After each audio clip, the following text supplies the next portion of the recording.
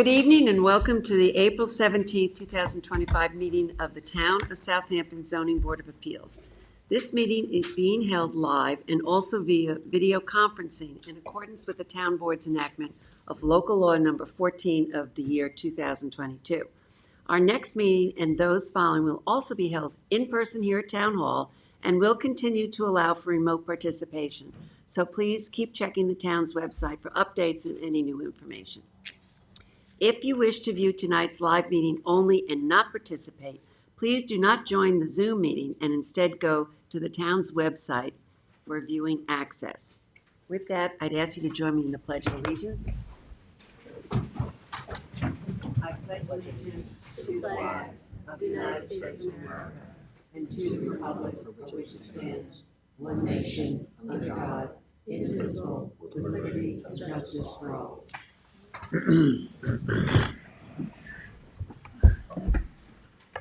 For those of you with us here tonight, in case of an emergency evacuation, please exit through the rear doors of this room to one of the staircases across the hall and continue downstairs out through the main entrance. Do not attempt to use the elevators during an emergency evacuation. In case of a medical emergency, the automated external defibrillator and first aid kit are both located in the hallway on this floor opposite the elevator. Restrooms are located across the hall from this room. We'll begin this meeting with public hearings. We have applicants and members of the public here with us live and also standing by via Zoom webinar, which is being moderated by CTV. CTV will mute the speakers on Zoom until it's their time to give testimony before the board. Please be patient. If you find you're having difficulties accessing the hearing, visit the town clerk's meeting portal and click on the instructions link. Also, for those of you in this boardroom, please silence your cell phones and refrain from speaking to one another as it interferes with the recording of our proceedings. Tonight, board member Helen Burgess is participating via Zoom. A reminder that applicants, agents, and members of the public speaking other than attorneys will be sworn in and state their address for the record and will offer their testimony as it relates to the application before the board.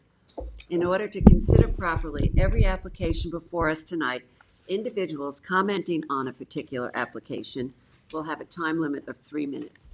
Also, before handing in any submissions to the board tonight, please make sure the documents identify the ZBA application name and tax map number. The application name should also be written on your certified receipts. Unless otherwise stated at the end of an individual application hearing, all applications will remain open for written comments for all purposes until a set date. Those written comments can be addressed to members of the board and sent via email, mail, and/or dropped off at Town Hall to the board secretary, Candace Cowell, in the building department. At this time, I'd like a motion to approve the minutes of our April 3rd, 2025 meeting. So moved. Second. All in favor? Aye. Opposed? Motion carries. John, would you take us through the agenda, please? Yes, turning to number 4 on the agenda, application of Gary and Barbara Siegler, 271 Dune Road, Bridgehampton, Suffolk County Tax Map Number 900-179-2-26.2. Applicant requests relief from Town Code Section 138-7A and B, coastal erosion management permit required, compliance with provisions, effect on zoning regulations, and Town Code Section 138-9, structural hazard areas to legalize a deck constructed on a dune within the coastal erosion hazard area and any other relief necessary. Board has jurisdiction. I move to adjourn this, the hearing on this application to August 7th. Second. All in favor? Aye. Opposed? Motion carries. Turning to number 7 on the agenda, application of 911 Flanders Road LLC, 9 and 11 Flanders Road, Riverside, Suffolk County Tax Map Number 900-138-2-31 and 32. I move to adjourn and re-advertise this application, the hearing on this application for July 17. Second. All in favor? Aye. Opposed? Motion carries. Number 8 on the agenda, the application of Gary Fitterman, 645 Dune Road, West Hampton, Suffolk County Tax Map Number 900-391-2-25.1. I move to adjourn the hearing on this application to May 15th. Second. All in favor? Aye. Opposed? Motion carries. Number 13 on the agenda, East Quogue 535 Realty Incorporated, 535 Montauk Highway, East Quogue, Suffolk County Tax Map Number 900-341-1-52. This application has been withdrawn. Turning to the decision calendar, the decision on the application of Vassilos Sarlanis Trust and Janet Sarlanis Trust, 308 East Montauk Highway, Hampton Bays, Suffolk County Tax Map Number 900-230-3-23. Move to adjourn the decision on this application to May 1st. Second. All in favor? Aye. Opposed? Motion carries. Decision in the application of Kevin Chisholm, 918 North Sea Road, North Sea, Suffolk County Tax Map Number 900-112-2-6. I move to adjourn the decision on this application to May 1st. Second. All in favor? Aye. Opposed? Motion carries. Turning to number 1 on the agenda, application of Stephen and Karen Gwenjoyan. Was that correct? Oh, my God. 13 Felix Avenue, Remsenburg, Suffolk County Tax Map Number 900-380-2-100. Applicant requests relief from Town Code Section 330-6, General Regulations, that references Section 330-11, Residence Districts Table of Dimensional Regulations, for an accessory side yard setback from 20 feet to 17.1 feet to maintain a pool in its current location on a non-conforming lot and any other relief necessary. Board has jurisdiction. Are either of you attorneys? No, Okay, let We're me not. swear you in. Do you swear to tell the truth, the whole truth, and nothing but the truth? Yes, I do. yes. Okay, please state separately your name and address. Stephen Genjoyan, 13 Felix Avenue, Remsenburg, New York.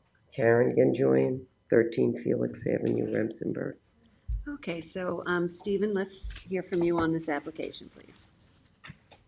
So we're obviously looking for 2.9 inches, 2.2 feet 9.9. That's how- 2 feet 9 inches. 2 feet 9 inches, right? Yeah, Go ahead. Yeah, explain it, because people in the audience may not be familiar with it, so. It was built 10 years ago. Our contractor installed it from the fence that was there, which was on our property. And it ended up being the line, well, I guess it was, the fence wasn't exactly on our line. yeah. So And it was it was done, on the other line, right.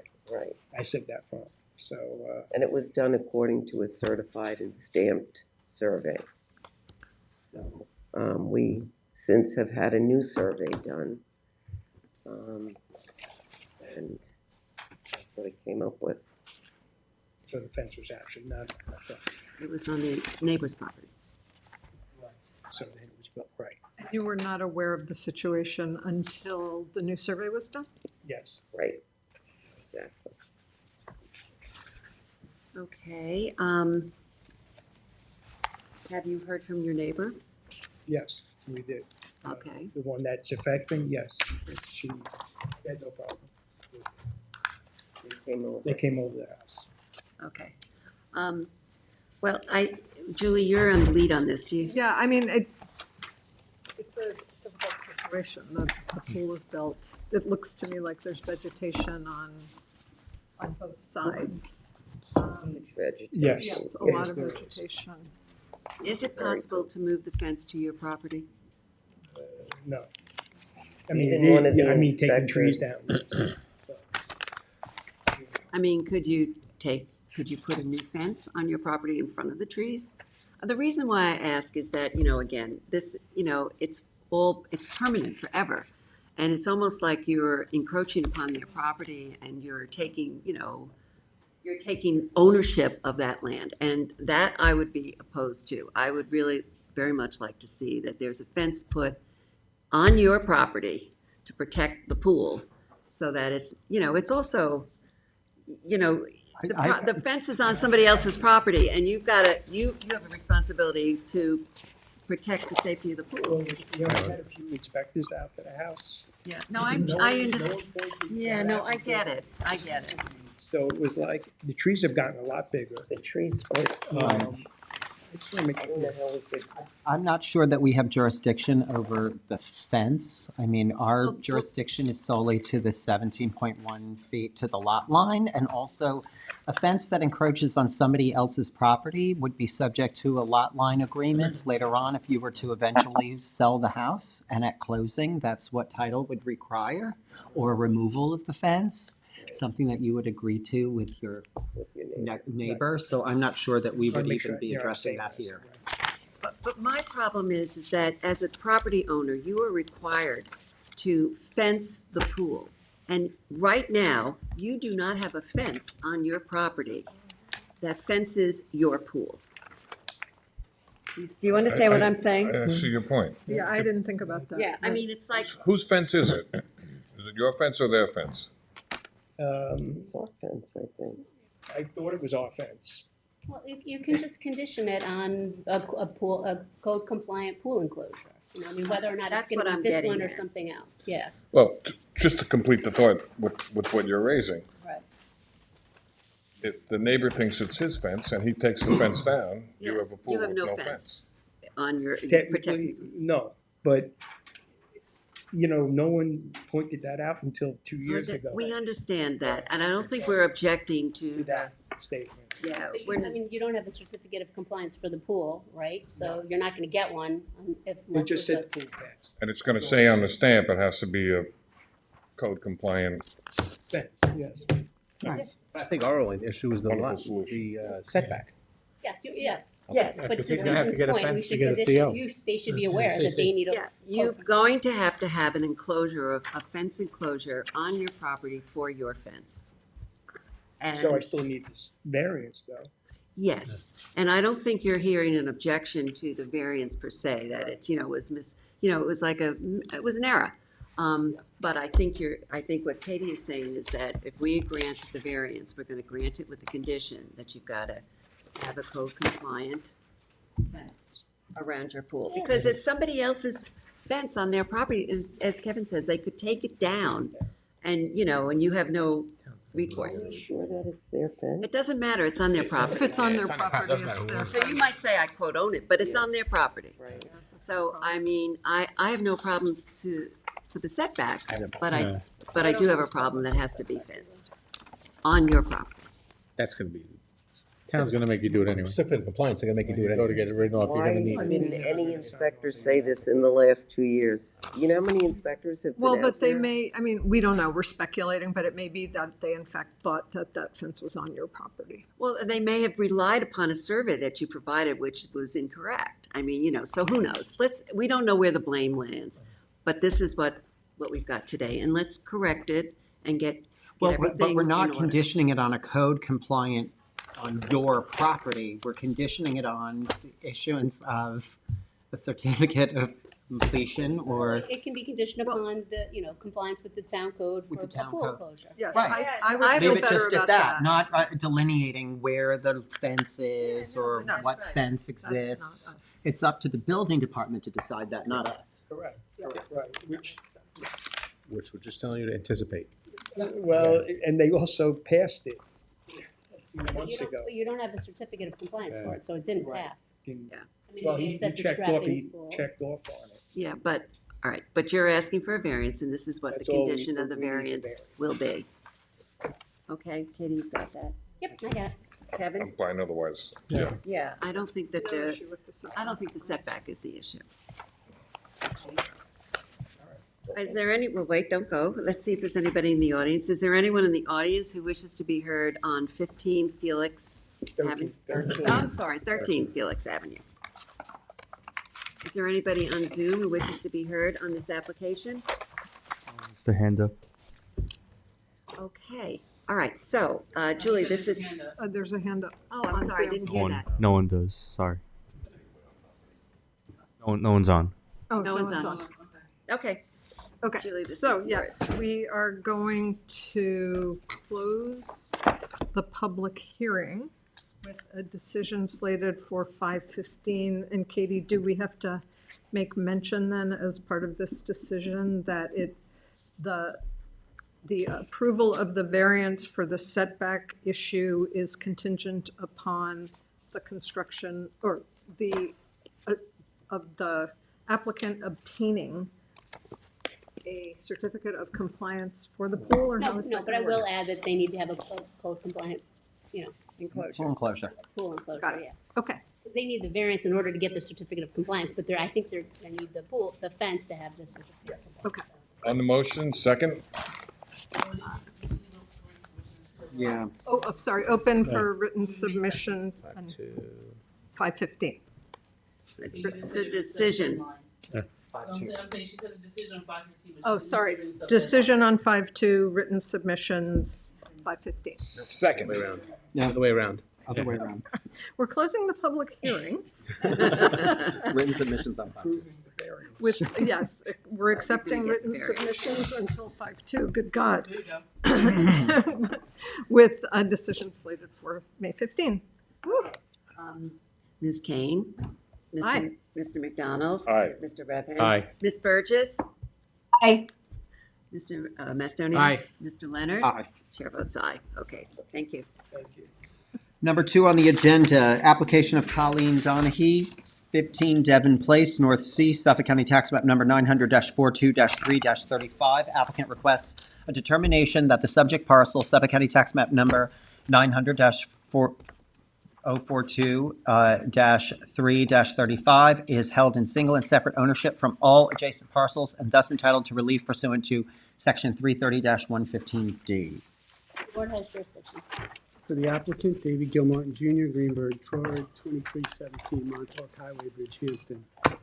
This is a single and separate case, and I know the board has been through many of these, but just for the record, absent a clear intent to merge, contiguous parcels, one of which may be undersized, do not merge.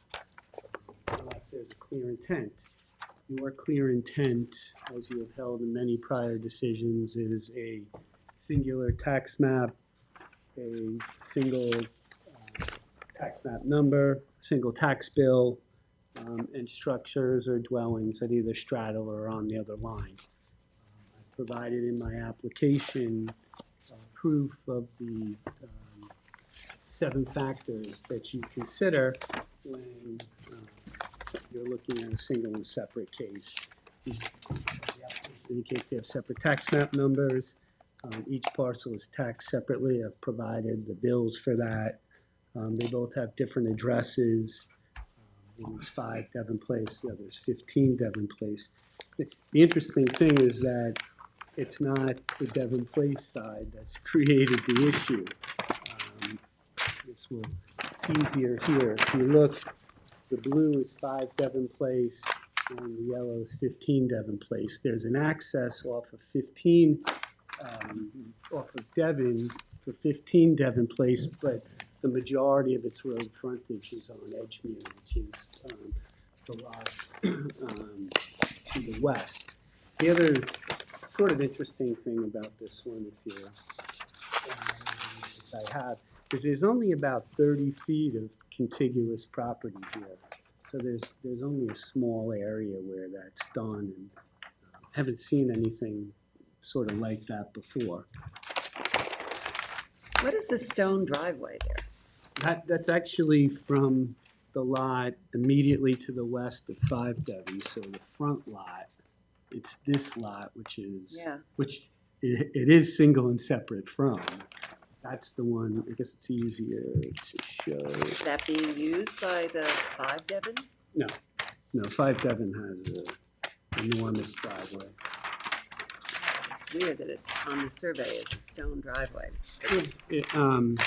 This is 5 Devon and has its full entrance and access here. There's no other area for it to access. It's this lot that has put its stone driveway. So 5 Devon is here. It's this lot, which it is single and separate from. And it's just a stone area. I have provided an aerial that shows that it's a mostly wooded lot. I don't think either parcel, based on a review of the surveys, enhances the utility of the other. They don't share an access. And based on that documentary evidence which you have within the application, address and hold the property single and separate from 5 Devon Place. 5 Devon is improved and it's conforming, that's why it's only 15 Devon. And there was no mortgage issue? No, we Okay. looked, yes. That's another test that we They look were at. bought at very different times. Yep, okay. Whose is this? This is John L. John? Yeah, I don't have any additional questions. I think the application really does speak for itself. Katie, there was some question you had at some point? No, actually, David answered it, and Okay. my dates, it didn't become non-conforming until 1972, so some of it, right? Some of the period of common ownership, I saw it. It became recently. The 5 Devon, we actually represented them in the purchase of 15, and 5 Devon, they gave us a deed, and they had forgot that they had filed a subsequent deed with their estate lawyer. So it's been within the last 5 years that the properties could have merged. Oh, I just meant that when it became non-conforming. I think in 72. Yeah, 72. So are you planning on separating the ownership? I mean, typically when we have common ownership currently, we say we want ownership separated within a certain amount of time. Yeah. So could you do it in like 6 months or? Okay. Once you decide it. That's all. Is that a condition that we would put? Yep. Yeah, Okay. just it saves everybody the hassle of having to come back, because if they don't separate it, even though we know it's single and separate, the town code will give them any reduced relief as long as it's not cleared up. Okay. The decision should run with the land. It does run with the land, but the town code says that you have to submit a single and separate search that shows there hasn't been any period of common ownership. So typically, the board grants the decision, and then 5 years from now, the applicant would just update the single and separate search from then, because it could be continued in common ownership. Understood. I agree. Okay, John, this is yours. You need Oh, to wait, ask the let me audience. ask in the audience. Anyone in the audience wish to be heard on 15 Devon Place? Anybody on Zoom who wishes to be heard on 15 Devon Place? Okay, now, John, it's yours. Okay, I move to close the public hearing on this application, set it down for written submissions by May 2nd with a decision on May 15th. Second. Mr. Leonard. Aye. Mr. Macedonia. Aye. Ms. King. Aye. Mr. Weber. Aye. Mr. McDonald. Aye. Ms. Burgess. Aye. Chair votes aye. Okay, thank you, David. Thank you, Thank you, David. David. Number Have a 3 happy on the Easter. agenda, the application of Evashay Family Trust, 285 Surfside Drive, Bridgehampton, Suffolk County, tax map number 900-117-2-23. Applicant requests relief from the following provisions of the town code. Section 138.9B, structural hazard areas. Section 138-12B1, dune areas. And Section 138-17, nonconforming buildings and structures, all to construct an elevator and 650 square feet of area pilings with grade beams where construction is prohibited on a nonconforming lot and any other relief necessary. Board has jurisdiction. Are you an attorney? Are you an attorney? No, I'm not. Okay, then, okay, let me swear you in. Do you swear to tell the truth, the whole truth, and nothing but the truth? I do. Okay, please state your name separately and your address. My name is Frederick Snell. I'm an architect. My office is in Bridgehampton, New York. Okay, thank you, Fred. Shannon McCaffrey, Dewey's Planning, 15 Toilsome Lane, Suite 3, East Hampton. Okay, thank you, Frederick, Shannon. is it STELLE? Yes, that's correct. Thank you. Okay, so who's going to tell us about this application? Okay, So we're here this evening to discuss 285 Surfside Drive. The property has been owned by the Shea family since 2004. The lot is 1.19 acres in size and fronts along the ocean. The main dwelling is pre-existing, non-conforming, and located seaward of the coastal erosion hazard line. In 2008, the Shays underwent construction of a 2-story addition and raised the house to be first floor FEMA compliance. Since then, the area has seen significant changes to storm and erosion. The foundation of the current house is composed of pilings and grade beams, similar to what's being proposed this evening. For this foundation to be effective, the pilings must be surrounded by sand to have the maximum strength capacities. Storm action has increasingly left these exposed, with the need to add additional sand It is also important to note that the second floor of the dwelling is the primary living space. The kitchen, dining, living, and the Shea's bedroom are all located on this floor. As Mr. Shea continues to grow old, he's experiencing extreme difficulty in traversing the stairs. We are proposing to construct an elevator for Mr. Shea to be able to have accessibility to his home. Construction of the elevator shaft will not cause an undesirable change to the neighborhood. The elevator is a minimal increase in the square footage of the existing dwelling and will provide a functional utility that the homeowner needs. The exterior has been designed to be in keeping with the architectural style of the existing dwelling and will not be seen from the road or beach.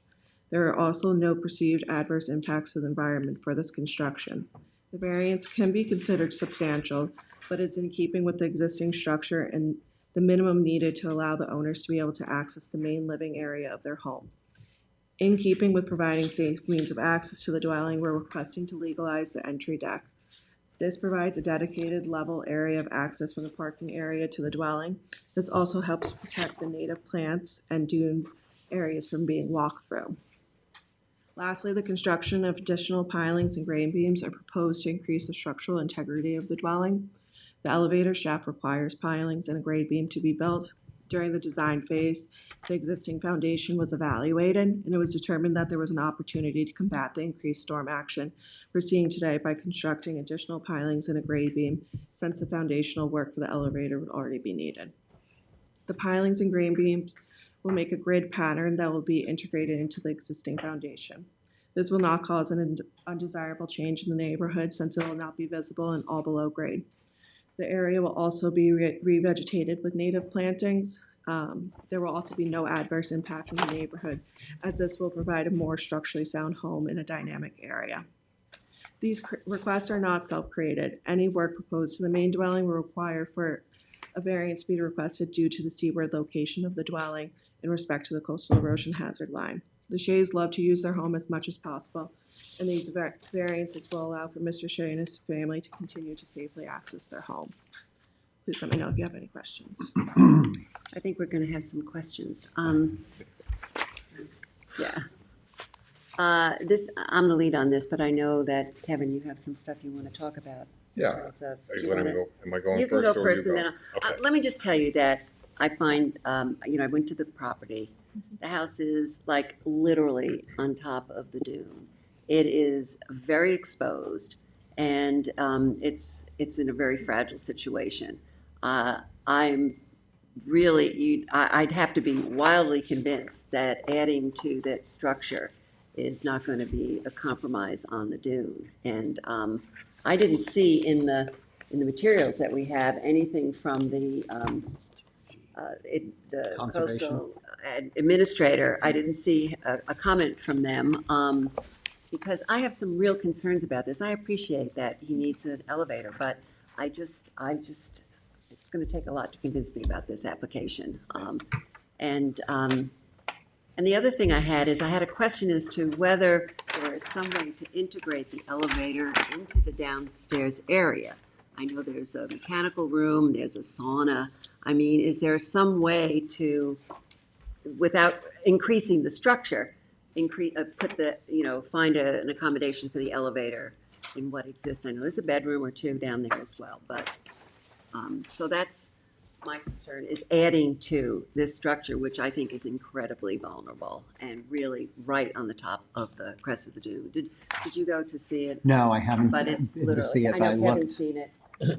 Yeah, oh, Kevin, do you want to? Sure. So let me also disclose, I have a relationship with Fred Stell that I would say is, we're not friends, but when we see each other, we don't run away. And, Your and we acquaintances. don't necessarily socialize, but I thought it should be disclosed. Well, I'm glad we clarified. Yeah, I don't know if that helps you or hurts you, but I felt it needed to be said. So, exactly I'm sorry? It's faint praise. Yes. So to the point that the chair just expressed, I would be remiss if I didn't say, in the context of this conversation, have you thought about moving the structure back? And that would ameliorate considering the expense you're gonna go through for the piling work, and it's not easy removing sand, doing the piling work, and then doing the work you have to do to put everything back, is there, and you don't have to answer it today even, but please give serious thought to that aspect, and it makes the elevator conversation a little bit easier and less of a problem entirely. But considering your exposure, I mean, how would you not, right? So it makes the future of the project more consistent with the dune setback ordinance, the Coastal Erosion Hazard Act, and those two sections too. So just it begs the question I'm asking. Fred, do you want to touch? Sure. on that? I've been involved with a project before the Shays bought the property, and there was a structure there in that location. And that was the basis of the original application in the early 2000s, where that house was rebuilt in that location and expanded.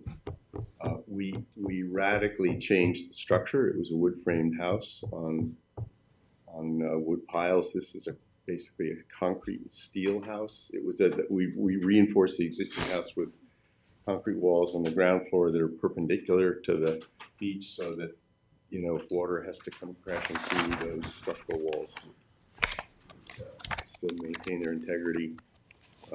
We raised the house that was there to make it FEMA compliant. Is it presently FEMA compliant as far as you know? Okay. It was FEMA compliant when we got the original permit, and we raised it higher than was required by FEMA. Yeah. And one of the reasons why the main living spaces are on the second floor is that we first of all, we had height limitations, and then we realized that, as did most people, that things were changing, and that the likelihood of there being more serious events on the ocean there than had been, you know, discussed or predicted was high. So we strove to exceed both the structural requirements of the building and also the building code requirements of the structure itself.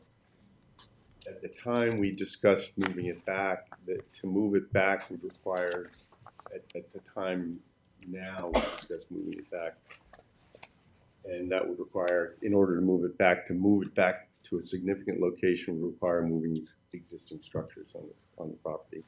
I don't make the recommendation lightly, and No. I appreciate you taking it serious. There's only so much room on the property. Understood. Right? So that's problematic.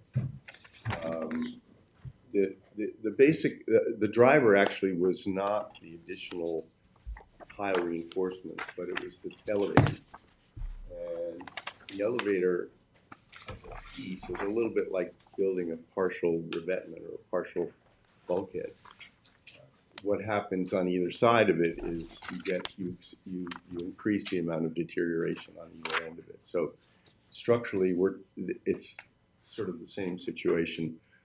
Adding reinforcement where the elevator is, where the piles to support the elevator, you want to have the whole house have the same resistance to erosion and same resistance to deflection from wave action.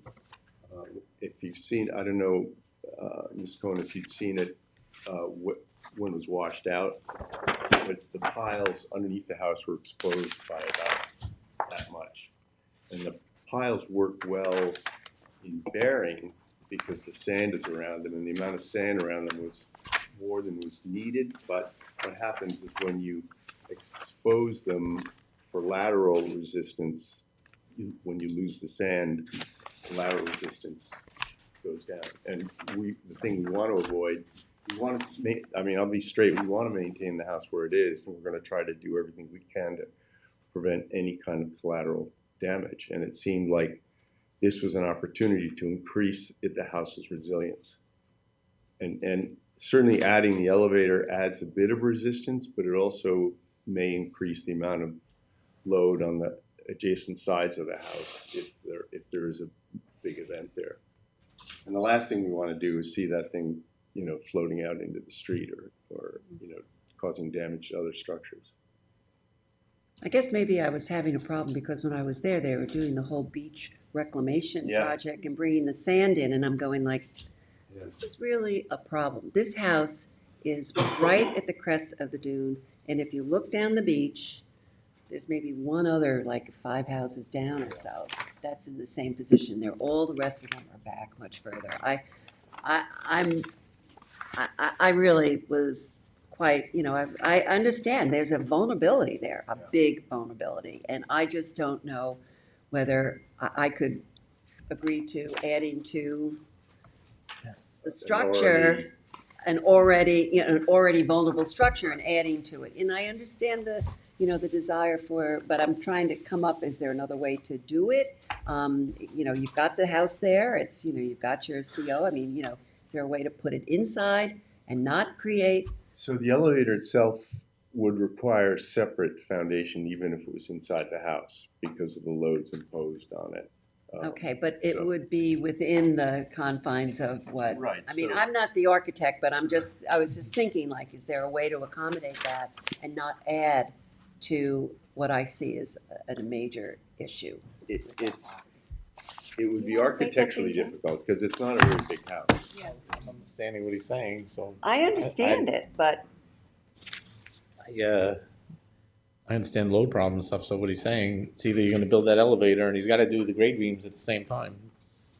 You Right. really can't do And- one without the other. The effort here is, they're going to great expense to do this, to strengthen it, to make it more resilient. And we think that the original house was designed to be pretty resilient as it is, because as you can see, it's washed out underneath. And one of her staff was in the house during the washout period, which I think was last spring. I think it was a year ago. Okay. And he said he didn't feel anything in the house because of the pile foundation that was there. But that's in part because it still is partially surrounded by sand.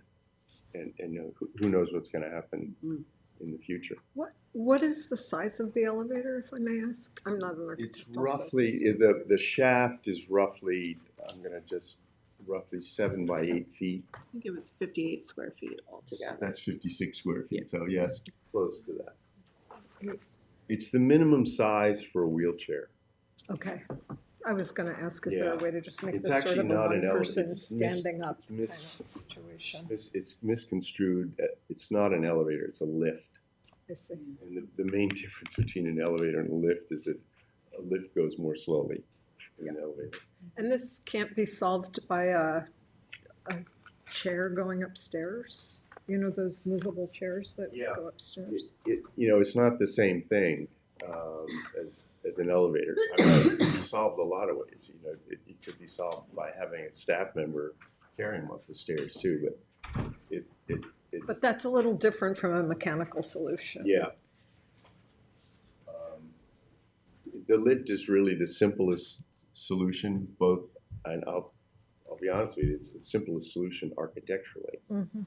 Because the house is not very big, as you probably saw. yes, no, I saw. And especially when you drive through that neighborhood, it looks like the poor cousin. But so both architecturally and in terms of reinforcing the structural integrity of the building, it's really the best solution.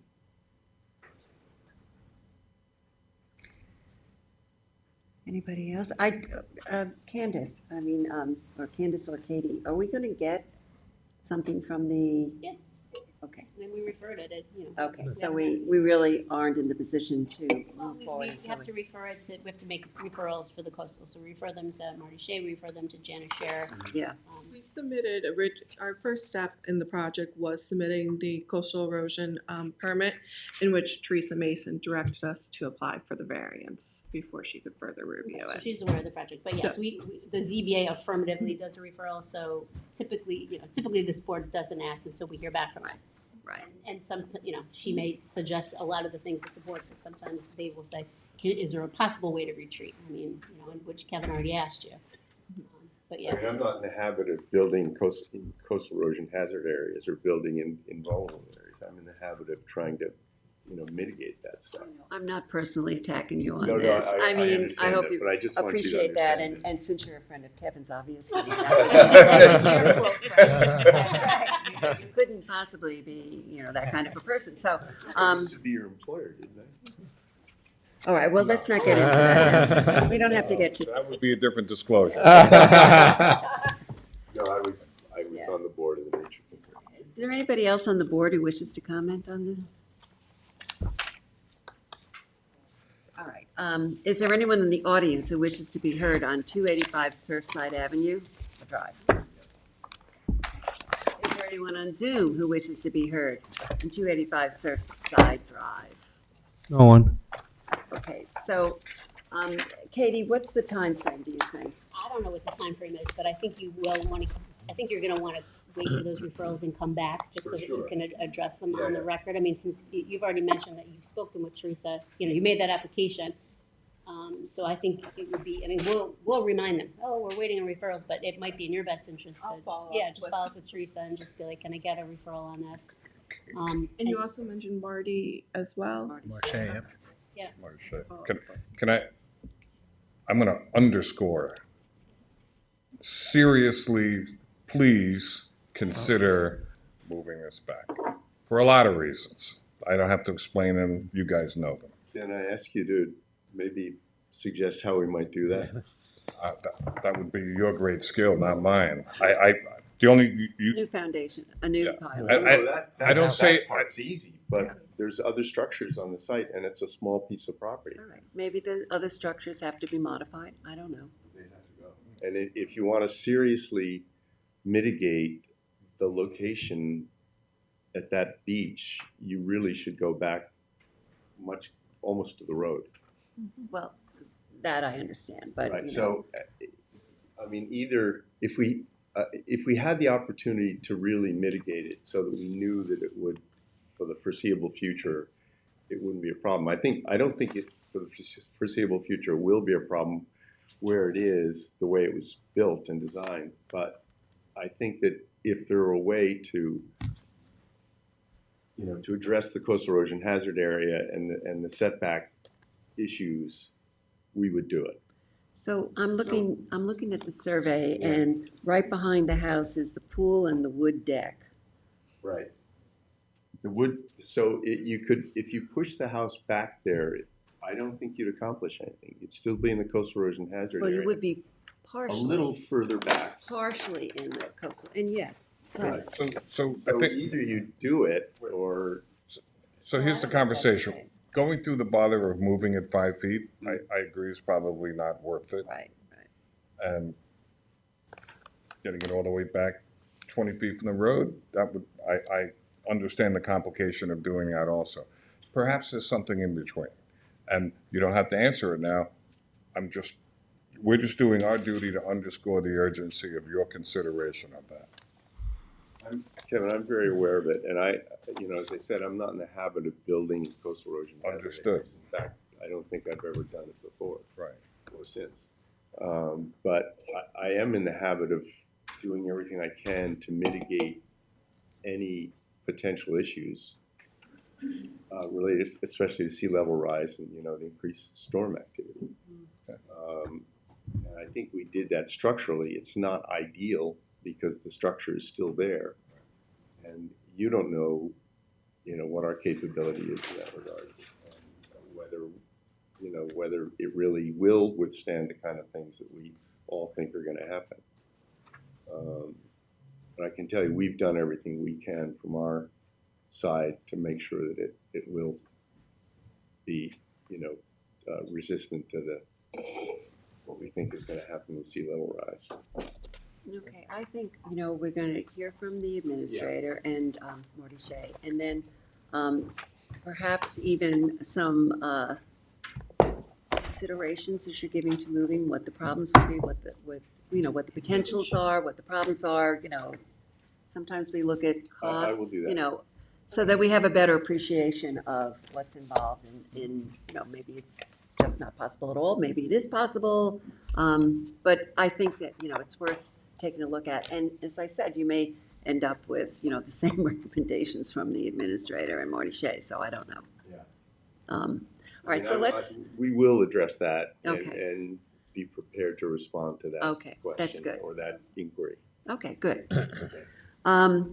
So what time frame do you think, Katie, should, we have a couple of meetings, what do you think, Candace? June? 6-5. All right. So I'm going to, no. All right, Is there so, any openings on the May 15th? No. so I'm going to move that we adjourn this application, keep it open, and adjourn it until May 15th. No, 6. I'm sorry, 6/5. Second. June 5th. I know, you talked me into it. Do we need to see if anyone's in the audience first? We did, didn't we? We did, Did you? yes, we did. Oh, okay. And Zoom, I covered them both. Okay. I know I missed it. usually don't, but I did Okay, this. okay. Bob's keeping me straight here. Mr. Mastonia. Aye. Ms. Kane. Aye. Mr. Leonard. Aye. Mr. Redmond. Aye. Mr. McDonald. Aye. Ms. Burgess. Aye. Chair votes aye. Okay, thank you very much. See you in Thank June. Okay. Number 5 on the agenda, application of Joseph and Valerie Bernardo, 25 Boathouse Road, Shinnecock Hills, Suffolk County Tax Map Number 900-176-1-37. Applicant requests a determination that the subject parcel, Suffolk County Tax Map Number 900-176-1-37, is held in single and separate ownership from all adjacent parcels and thus entitled to relief pursuant to 330-115D. The board has jurisdiction. Do we have somebody on Zoom for this? Do. Peter, do we have somebody on Zoom? Yes, they're coming on now. Okay.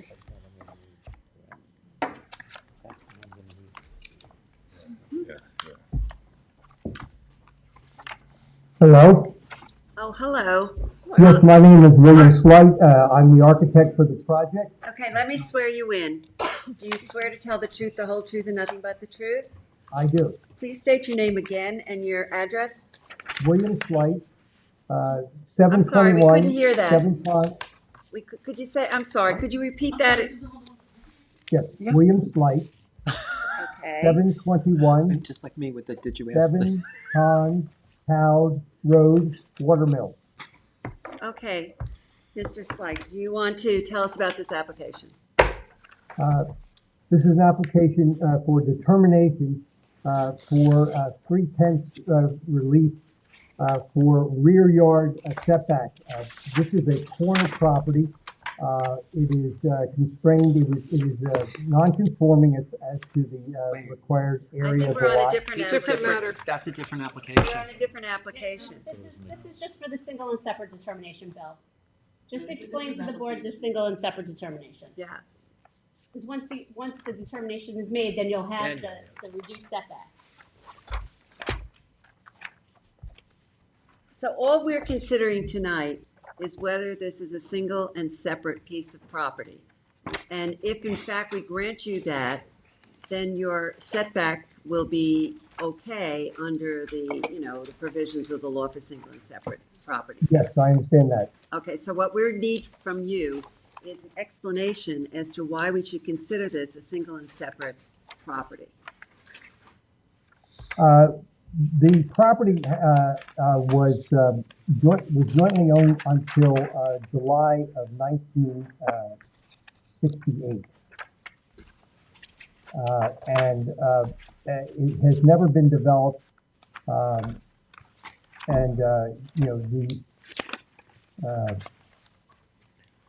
Apparently, I guess this was before the property was originally the lots were created before the zoning, but the owner had kept the ownership until 68. And this was owned by the adjacent property at 21 Boathouse Road.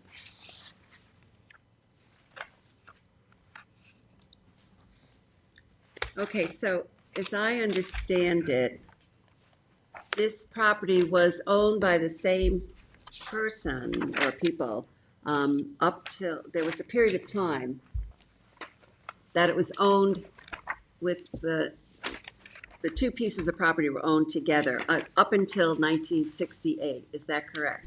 That's correct. Okay.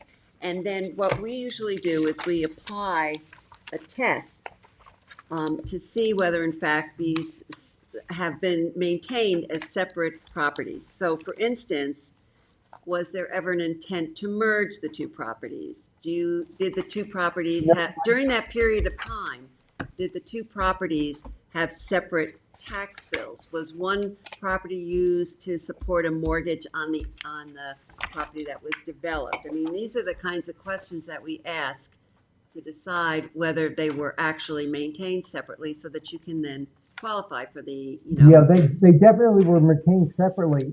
In fact, the properties at 21, is a landscape property. This property has always been fully overgrown with weeds and vines. Portions of it during very heavy storms used to collect water until the town improved the drainage in the area. There was, I think the original plot that was there, I think, was originally owned by the owners who owned. They also owned 81, which was on Inlet Road, and they sold off pieces of it. So in selling off these pieces, they wouldn't have been able to have a mortgage on. Wouldn't have been able to sever those pieces from the mortgage. Okay, so are you telling me that this property never had a pool or a tennis court or a structure? Never had anything. Never had anything. So it wild. wasn't used by the other property for any purpose? It No. was just sat there empty? It's not there empty. Do you have evidence of tax bills and a tax map? Separate. That shows that they were separately held. We need to have that in order to make the determination. I did not see it in the materials that were submitted. Tax bills from whom? The tax County. bills for the taxing two authority. properties up to, during that period of time of co-ownership. You have the builder coming on. 1957 and 1968. Right. Someone just said something. Yeah.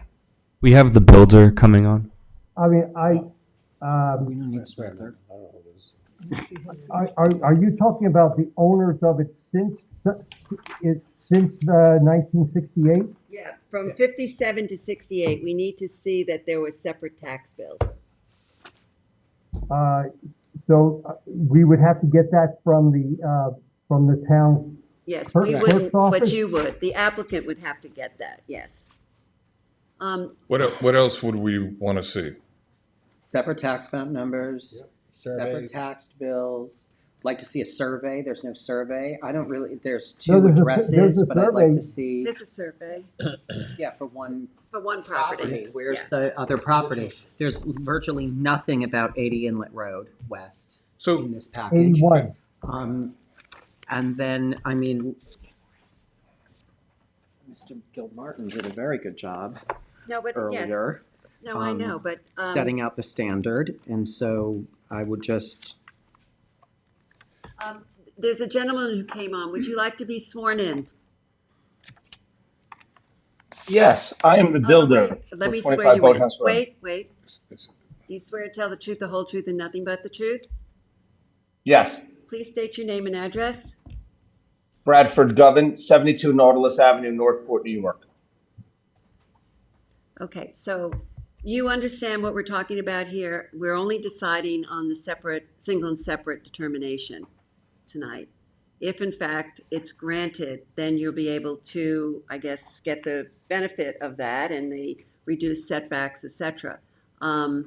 So we're trying to find evidence that in fact these two properties were held separately, even though they were owned by the same people. And what we need is evidence of that, and the evidence would be a tax map tax map bills, anything else, Katie, Survey. that you can? Surveys, A survey for both properties? Survey showing that separate the, lines. one of the properties is vacant. I mean, I'm not gonna have a survey for a property that they don't own. Yeah. So, I mean, we don't need a Yes. survey. It's Point just taken. any evidence or like any kind of explanation, you know, for the period of common ownership. Sometimes, you know, and I think I had mentioned to your title company, you know, like they could put together some sort of explanation of the, you know, explaining the deeds, the you know, the chain of the deeds. It's just record for the, you know, stuff for our record, documentation for the. Yes, yes, I understand. This is very upsetting for us. We've had health department approval for the new hydro-action septic system since last June. We were held up by the town engineer in Southampton for 5 months to review the drainage plan, which nothing changed. We have extensive drainage, beautiful drainage. The house is on pilings. My client bought the lot. They were at Southampton Township. They were told this is absolutely buildable lot. There's houses on either side. There's houses all up the street. This has been a big inconvenience for us. I can't believe that we're going to this length. I'm not only a licensed general contractor, I'm a real estate broker with Berkshire Hathaway Home Services. I'm the managing partner in Sag Harbor. I've never been brought to do single and separate title search. We paid $5,000 to do single and separate title search on each side. We waited 5 months for the town engineer in Southampton to give us approval on a drainage plan that we had in June. So this is very inconvenient. Our client has a wedding coming up in October. The neighbors have been upset. When are we going to start construction? I feel that this is egregious. And as a client of yours, as a licensed Southampton general contractor, you're creating tremendous amount of duress for us, for the clients. The being held up in the Southampton from the engineer for 5 months is egregious. After the health department approved it, Michael Makes is our local engineer in Southampton, and he said, Brad, I've never been held up on a drainage plan that was approved from the health department. This land was raw land. There's nothing there. There's no pool, no neighbors used it. Governor, yes. you know, I appreciate the frustration, and I am so sorry that you feel like you have not been dealt with properly. But let me just say this. I think what we're looking for is one piece of information which hopefully you or your client could secure for us so that we would feel we have the record to grant you the single and separate determination. And that would be, in particular, the tax bills for that period of time between 1957 and 1968, which if there were two separate tax bills, that, in my opinion, would be sufficient to show that they were held singly and separate from each other. You know, I don't think I think you'd be able to find that from the town pretty quickly, I would assume. I know it's old. You know, when we were just with the town attorney, though, why didn't they mention this to us? When we had to pay $5,000 to do single and separate title reports, why didn't they mention this to us? We're going to have to come back to the zoning board next month. When can we start construction on this property? It's very upsetting. Even if we were to. I don't know. So we could go to the tax assessor's office tomorrow and get the tax bills, and you could see that it's single and separate. You should have had it already. I don't understand why this wasn't brought up to us before the meeting. All right, so let me just explain the process for the zoning board approvals. Anyhow, we would keep it open for 2 weeks for written comments, and then 2 weeks after that, we would pass the decision. If in fact you can submit this as a written submission within 2 weeks, the same schedule that we would have if we were granting this tonight, we could be able to meet. Do you understand what I'm saying? Thank you. I understand. All right, is that acceptable to everybody, that we Bill should? Slight. Bill, is that acceptable for you? I mean, regardless, it's gonna take a month to get this variance. Yeah. So if we can, Unbelievable. Well, I mean, what I'm seeing, just a moment, what I'm seeing in the title report is that the premises each had separate tax map numbers starting from 1948 on. 1948 or 1949. So that box is checked, okay, right? So then all that we need are the tax bills, which you can foil and request and get them to us. Right. That should have already been done, but it was not, I'm so. sorry that you didn't have the proper counsel to tell you that in fact that would be required. But let me just We never knew that repeat- we'd have to go to the zoning board of appeals for this. It was a buildable parcel from the get-go. So we got held up for 5 months And from we Southampton Engineer. Sir, we may- understand that may I- this is a frustrating situation, but the fact of the matter is, here we are, and this is what we need to do. And we'd like to help you to expedite this, so we're telling you what we need. And that should end the discussion. And what we would, Hello, may I speak? sure. This is Bill Flight speaking. The what? Hello? Yes, we hear We you. hear you. Yes. I understand what you're requesting. I don't know whether you've seen within the package that we gave you, there is an 89-page title report that has deeds and land transfers, recorded deeds. Yeah, sir, I just referenced that title report, and I said that checks the box for us needing to show that there are separate tax map numbers, but Okay. separate tax map numbers are one element. The other element is to see that there were separate tax bills during the period of common ownership. And so Okay. that's the second part that we need. Your I see. title report, check the box for Suffolk County tax map numbers. We're fine. Okay. We got So- that. So we would go to the. to Now the we just town, need the tax bills To the assessor's office. from the period of common and- ownership. Those could be foiled, Right. Okay, okay? all right. Okay, and then I'm going to ask if there is anybody in the audience who wishes to be heard on this. matter of- May I ask a further question? Yes. In preparation for this hearing, I had spoken with the town attorney, Ms. Garvin. Who? And Me. she did not inform me that I would need the tax bills. I would have had them and given it to you. I didn't know that our submission was incomplete. I mean, it's certainly not my job to tell you how to put this application together. I did tell you that you should reach out to the title company to get an explanation for the period of common ownership. And I will say that once we were notified, once you told me that you needed a variance, we put it on as soon as possible. So there's absolutely no delay on the zoning board of appeals' part. Yeah, I'm not disputing your timing. I'm just, I just was kind of blindsided about asking for the tax bills. I certainly would have provided those for this evening had I known. I know, but it's not my job to explain to you how to make the application. And I told you you needed a single and separate determination to explain away the periods of common ownership. It seems like we've been clear about what's required, so maybe we can. keep Yeah, it and moving. so I'm going to Yes, ask if yes. anybody. What I would say though, what I would say this, as a licensed Southampton general contractor, we should have not had to wait 5 months for an engineer review. We should Sir, have told sir, about the zoning That has board nothing to do with 5 us. months Sir, ago. hold on. Can I just say, on the application, page 5 of 6 states, under single and separate determination, note, please submit any documentation to substantiate this, including but not limited to tax bills, aerial photograph, proofs of addresses, etc., during the time period of common ownership.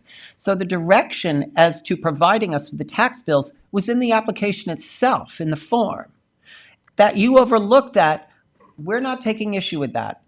So I would hope that you would not take issue with us, our town attorney, not informing you of something that was in clear and bold lettering in the application itself.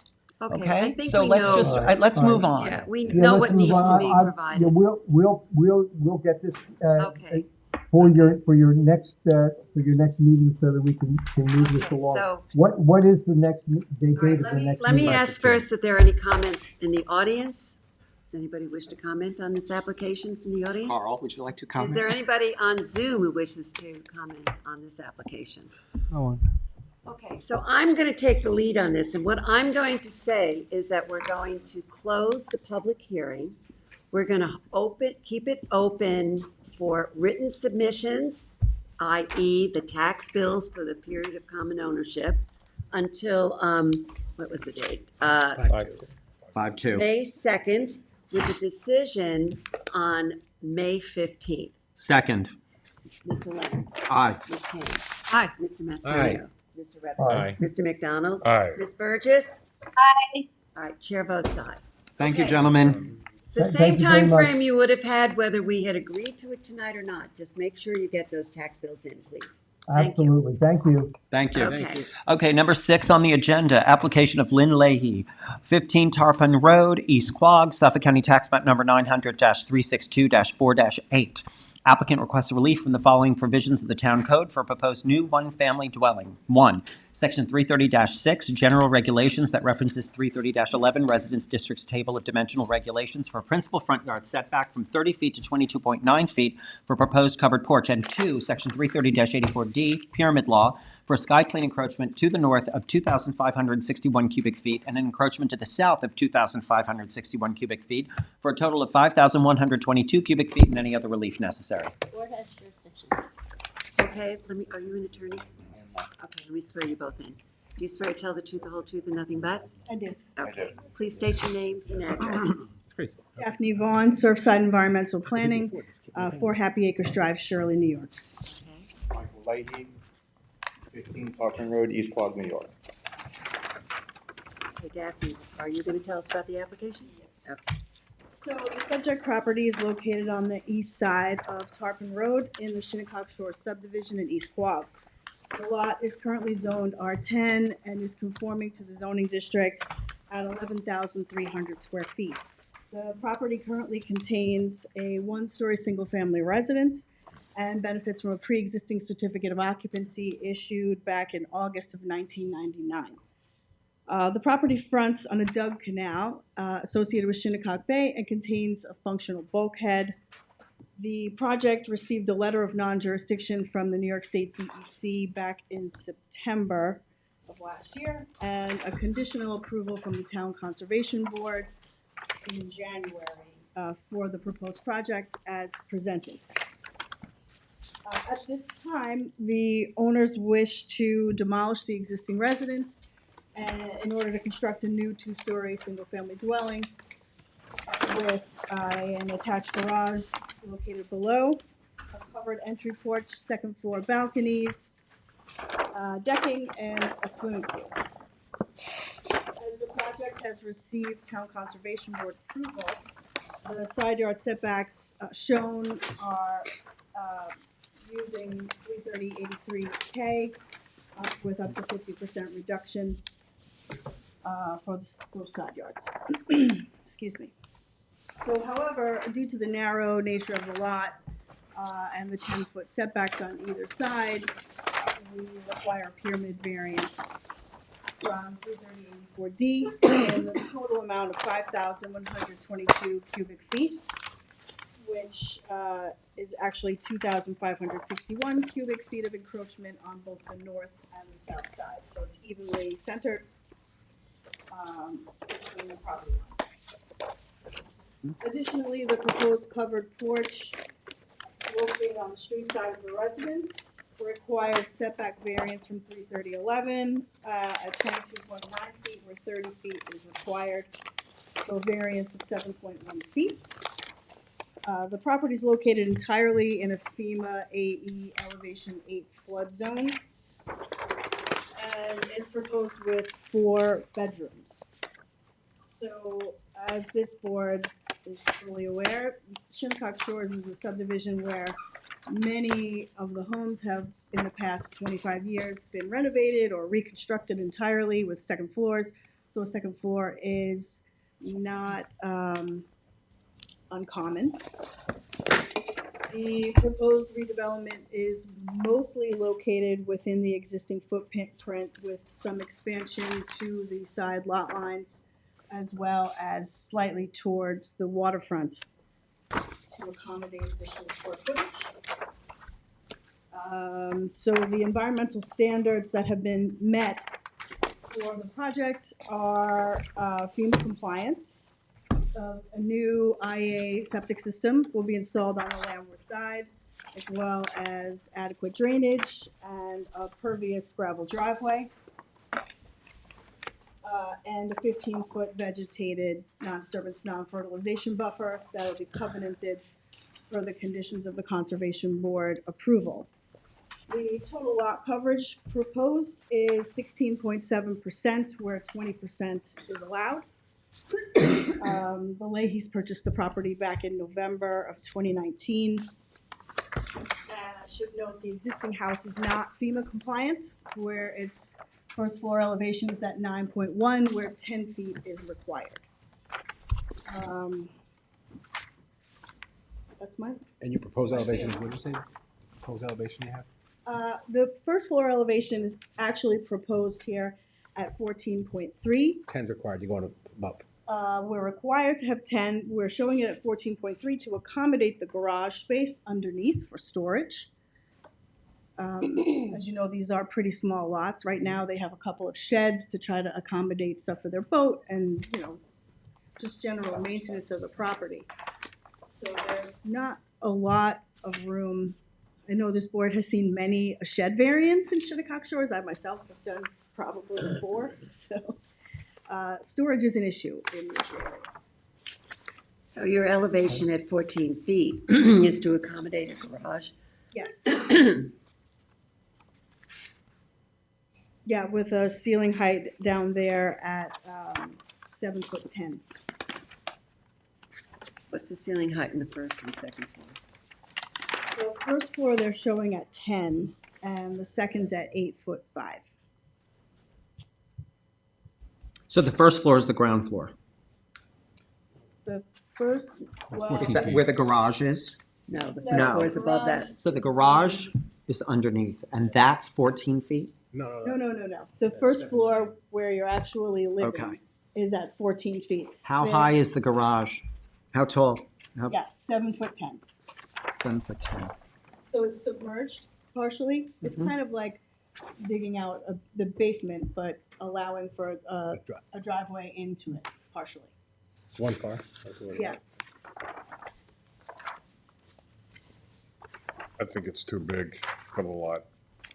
It's 3,200 square foot house on an 11,000 square foot lot. And I think you gotta reduce the pyramid. Well, like I said, we're at 16.7 lot coverage, where 20% is allowed. So technically speaking, we could have more roofed coverage. Well, technically, Obviously, keeping, there's not a so lot of space for that. I specifically went down the street to check some of these houses and then went on and these houses are really nice sized houses, especially looking for 4 bedrooms. This has 4 bedrooms and no relief. So I don't know if you did that, if you went down there and seen those houses, all those larger houses don't ask for any relief. I know, I did look. So I think that the house is built more like a box. That I think with a little thought, whoever your architect is, can drastically reduce that pyramid, you know, the sky plane, and still accomplish what you're looking to accomplish. It's just too much sky, I mean, So you've we been have here to give enough. up square footage then to get the roof line. No, you can just redesign the roof. Redesign the roof line, we'll redesign the house. I think you can make the house a little bit longer. There are other ways of looking at it. I can't tell you how to do it, but there are other ways of looking at this and getting, and accomplishing what you want without all that pyramid relief. It's just so much. So the only place that we could really go is towards the rear. Because we're already Go a maxed little bit out. towards the rear. I mean, again, I can't tell you how to do it. Right, I can no, tell I'm you, just but trying it's to get doable. ideas and It's know doable. what's acceptable. If you go to your architect and explain that, he can tell you that it is doable to accomplish the size house that you want there with your 4 bedrooms, because it's already on that street without. So are we all better that off relief. trying to get inside with no pyramid relief? That's the best Not bet? saying that.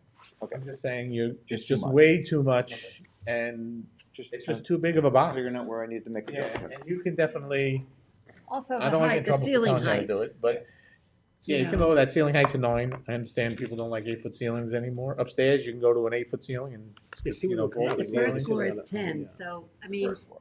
sometimes they, You you can lower know, both and see how much it drops the pyramid down. Right. Yeah. He could just, I mean, I'm sure these are done on computer. Wait, but which floor is 14?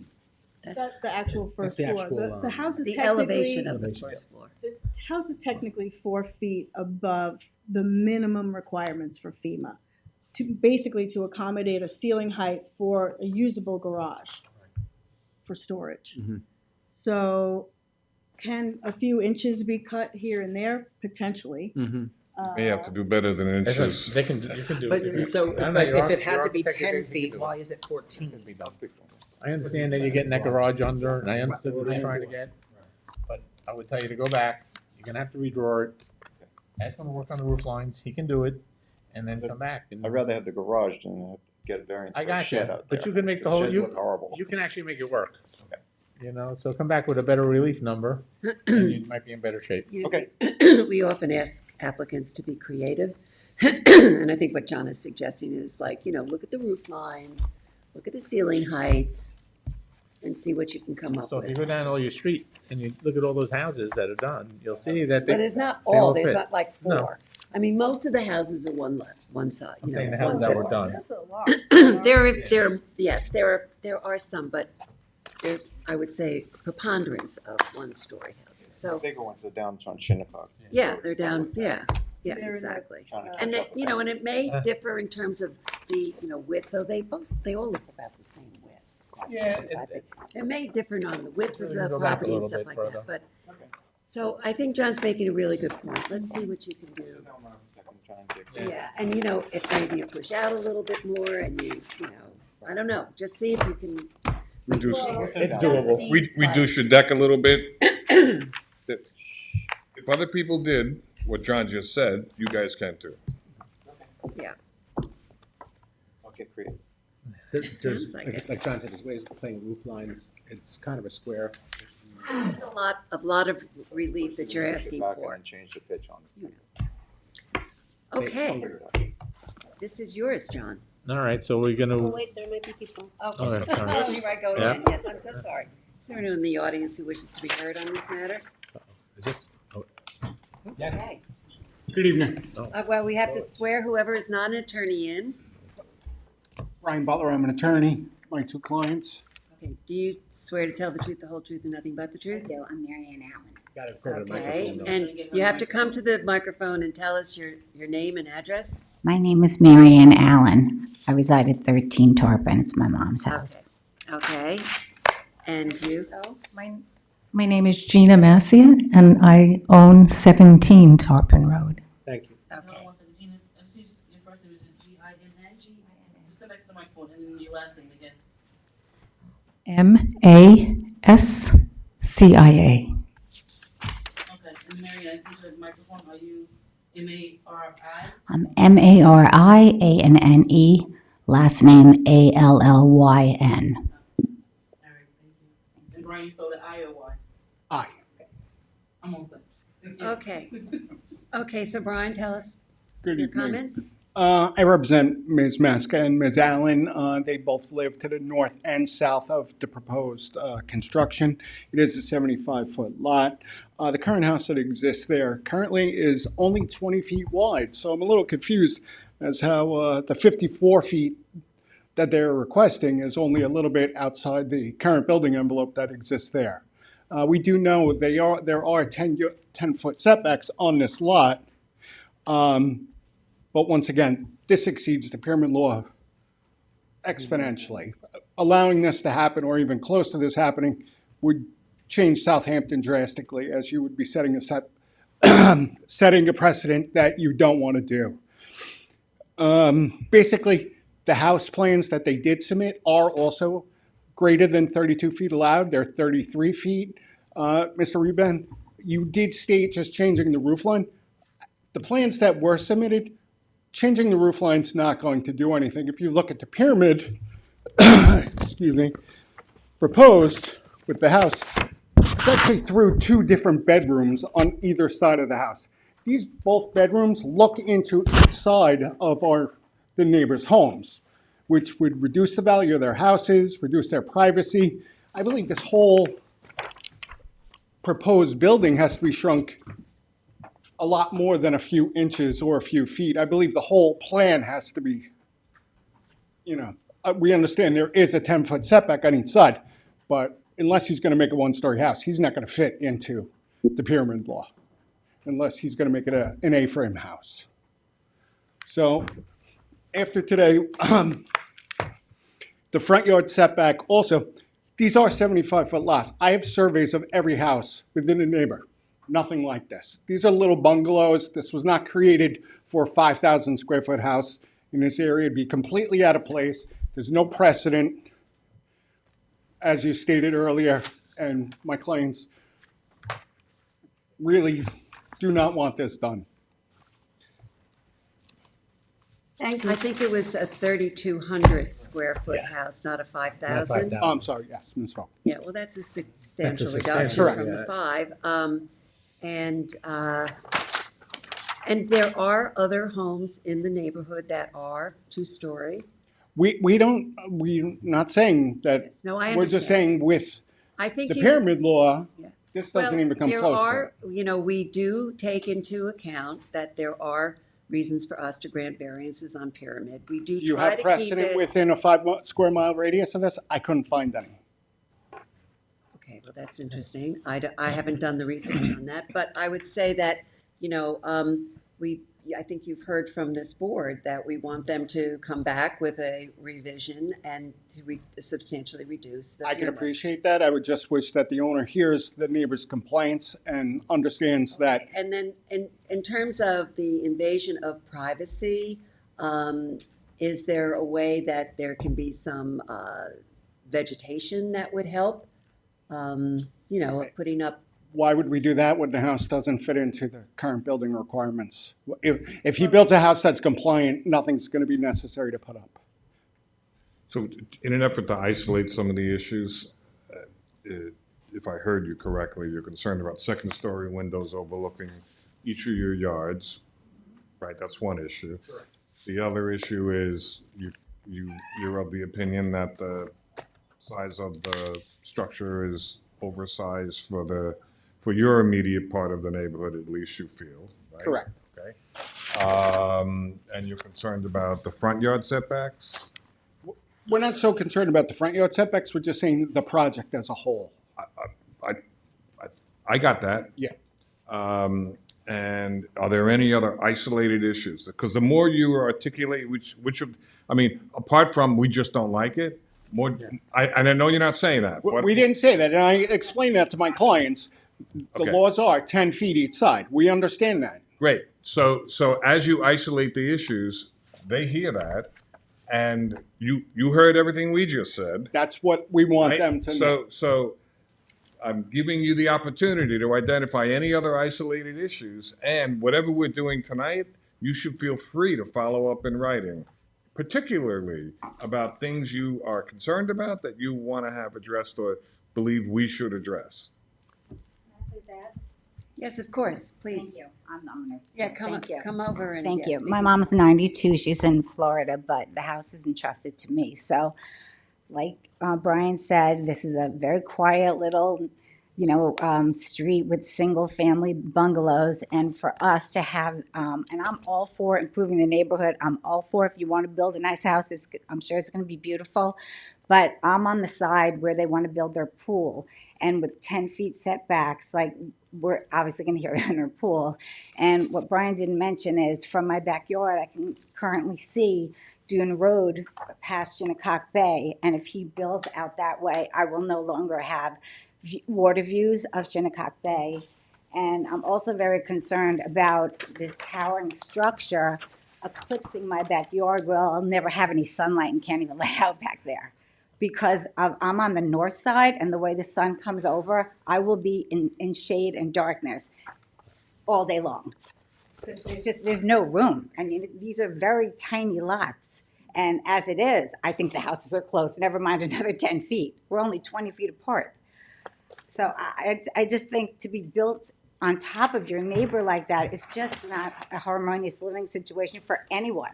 Not just me, but anyone who lives in that neighborhood. Like, nobody wants to be built on top of. And I wish my neighbors well. I never met him, actually. But I think It's right that there. it's not something that anybody would want, given our position. And I'll leave it there, but. Okay, the one thing I do want to say is that, we are not required to consider views of water. I mean, that's Okay. not something that, Okay. it's not something we take into consideration. We do encourage neighbors to talk outside the meeting. That's Because right, we do. sometimes it's good to meet your neighbors, you're gonna live there. And Yes. He's going to build a beautiful house there, and Yeah, of course we want to get along with everyone. exactly. So we do encourage people to communicate. But you know, outside you, the you did mention that you're only 20 feet apart, so, I mean, No, they're not. They're currently on the one side. Right now, the current is 25 feet. I'm sorry. I think I have less than Gina, or Gina has less. Yeah, than she one has of us. 20 feet currently from his house to the property line, and you are 15 feet, Oh, okay. his house to her property line. So, I'm pretty close. okay. so she would lose 5 feet, and she would lose Right. about another 10 feet. I mean, we understand, like Yeah, I've explained to them, that, Yeah. it's 10 and 10, agreeable. That's right. You know, but 10 and 10 a ranch, or 10 and 10 where the house is not overlooking into your backyard, is a big difference. And that's why the pyramid law was created, so that we're not building these monstrosities looking into other people's yards. every week. Yeah, we do. Yes, go ahead. We have to, Before you talk, he wanted to respond. we have to be above the flood zone, correct? Yes. So even if I built a one-story house, my windows are going to be over a 6-foot fence. But that wouldn't require a variance. No, but I'm saying though, like they were concerned with the looking over into this, but any house that's raised to the proper flood level is going to look over into the neighborhood. Because the homes you have are not raised to that because you haven't Right. redone And them. I'm willing to reduce my house to try and get within the pyramid law. Can you look at the garage? We understand that. We are not objecting to a 2-story house. We understand that. I'm just saying, from the way I'm looking at, from the 10-foot setbacks on each side, it's going to reduce that second story to both a lot inwards, where they're not on top of each other looking into each backyard. Right, which is exactly what we've been talking about the whole time that we've been here. Yeah. We expressed that asking for over 5,000 cubic feet of relief is basically a non-starter with this board. So the applicant is going to go back to the drawing board, and he's going to revise his plans to see what he can do in order to reduce the amount of relief that they're requesting. Understand, though, that to come in and just say, I don't like it, I don't want it, is not really a That was explained to my reasonable clients. argument as far as They we're have to fall concerned. under the law. This has been Right. explained to them. And we do grant variances so that people can use their property fruitfully. So, but we do encourage you to speak with the applicant and be part of the process when they have new plans, and take a look at them and speak with them, and maybe there are compromises that each side can make. And that's what we like to see. We like to see everybody compromise so that somebody gets something they want, somebody else gets something they want, and everybody walks away a little bit unhappy. Gina, did you want to say something? Yes. Step up to the microphone, please. Well, yes, what I wanted to say was that when I looked at the plans, I looked at the side that was going to face my house. And I counted like 10 large windows that would be looking down. I don't know if Mike could possibly, limit the amount of windows that were on the south side of his proposed. Yeah. That's why we encourage you to talk. She understands that, but Mr. Raymond did state, Mr. McDonald did state, if there's any concerns, please Yeah, voice them you now. had asked so my that concern, the and my concern applicant is- can maybe hear and address. They've been explained several times that If there are window issues, we have in the past asked people to change their plans in order to address those privacy concerns. We've asked for screening, we've asked for fencing, we've done all kinds of things. So that's totally within our jurisdiction and what we can do to help you to, reach your goal. Absolutely. I think that the applicant, yes, go ahead, Deb. I just wanted to note one thing for the record. This is an R10 zoning district, so as far as the pool is concerned, we could actually go to an 8-foot setback legally, and we're at 10, in keeping with the side yard setbacks of the proposed residence. But you know that in order to keep neighbors pleased, No, I just wanted to you state do put that we up some could be close. screening, Oh, no, yeah. screening is not an issue at all. Okay, well then let's, address that in your, submissions and If stuff. she's My talking neighbor about a at view, 17, I then forgot her name. I forgot your name. Gina. Gina, it's okay, it's Gina. I meet you a couple All right. on her side of the house where the windows would be, you do have like 30-foot trees in there. Which I just had trimmed down because he couldn't get up there anymore. So I had him trim them. That's gonna Yeah. create a lot of screen, and I would be more than happy to put up tall arborvitaes or green giants to provide screen. That's the Which kind of is stuff gonna we be like. part of the landscape package anyway. I mean, I don't wanna invade anybody's privacy or anything, but I also want us to all have nice houses eventually, and I know eventually you're going to, and so are you eventually probably going to build a house. Probably. Or improve it, I don't know. and I just want us to all be on the same page, that I'm not looking to impede on any of their privacy or anything, and I'd be more than happy to accommodate them. That's why I'm And gonna you go know, back you with the have setbacks. indicated that during this hearing. You have indicated a lot of willingness to be, you know, Which be is flexible, admirable, absolutely which we admirable. appreciate. And what you should do is exchange contact information in the hallway so that you can keep it. What? I understand that, but apparently she's never met you before, so it's a good She's idea for you only to. there during the summer, and so.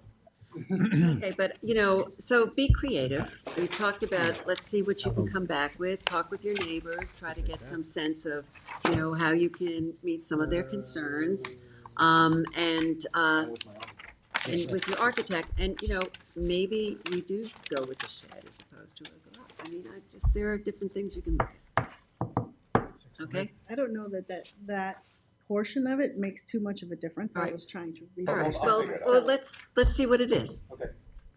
Anybody on Zoom who wishes to be heard on this application? No one. Okay, this is John's. So we're gonna leave it open? Leave it open, we're gonna adjourn. We're gonna adjourn? this meeting. We How give them a much new time do you date? guys need? Yeah, when do you wanna come Wow. back? We have June 5th or we have July 7th. 3rd. June 5th? Okay. All right, so adjourn to 6:05. Second. Mr. Redmond? Aye. I'm sorry, go ahead. Mr. Redmond? 6:05, good. Ken? All right. Mr. Macedonia? Aye. Ms. Kane? Aye. Mr. Leonard? Aye. Mr. McDonald? Aye. Ms. Burgess? Aye. Chair votes aye. Thank you for your Good luck. comments. Thank you all so much. Okay, number 9 on the agenda, the application of Brian Farrell, 11 Robbins Lane, North Sea, Suffolk County Tax Map Number 900-62-1-10.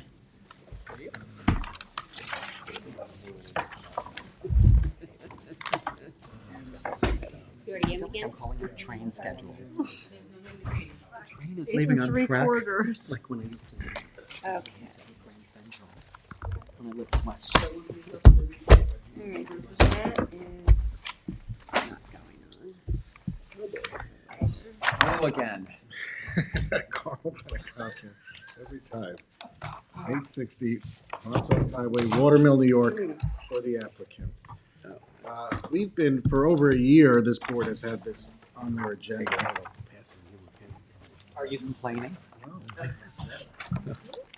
The last time we were here, the chair said, bring the ceiling heights down to 8 feet. Okay, thank you. Each floor. And that was done. As a result, the pyramid relief has now gone down from just over 2,600 to 1,964 and 99 feet. So they're 8 feet on each floor. They're 8 feet on each floor. So that's basically it. I can go through, which I have numerous times. Garage. The garage remains. Garage is gone? No, it remains. Oh, it does. Remains attached. Remains attached. I would note that garages, first of all, when we're talking about the garage, the concern was the corner clearance. I do have pictures showing.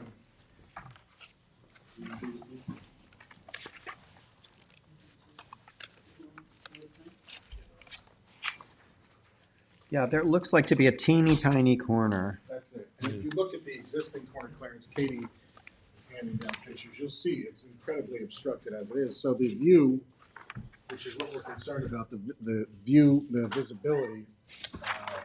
Around that Is corner. actually going to improve. Proof because you're going to remove all that You'll see vegetation. what's there. And then finally, this is across the street. I have some more if you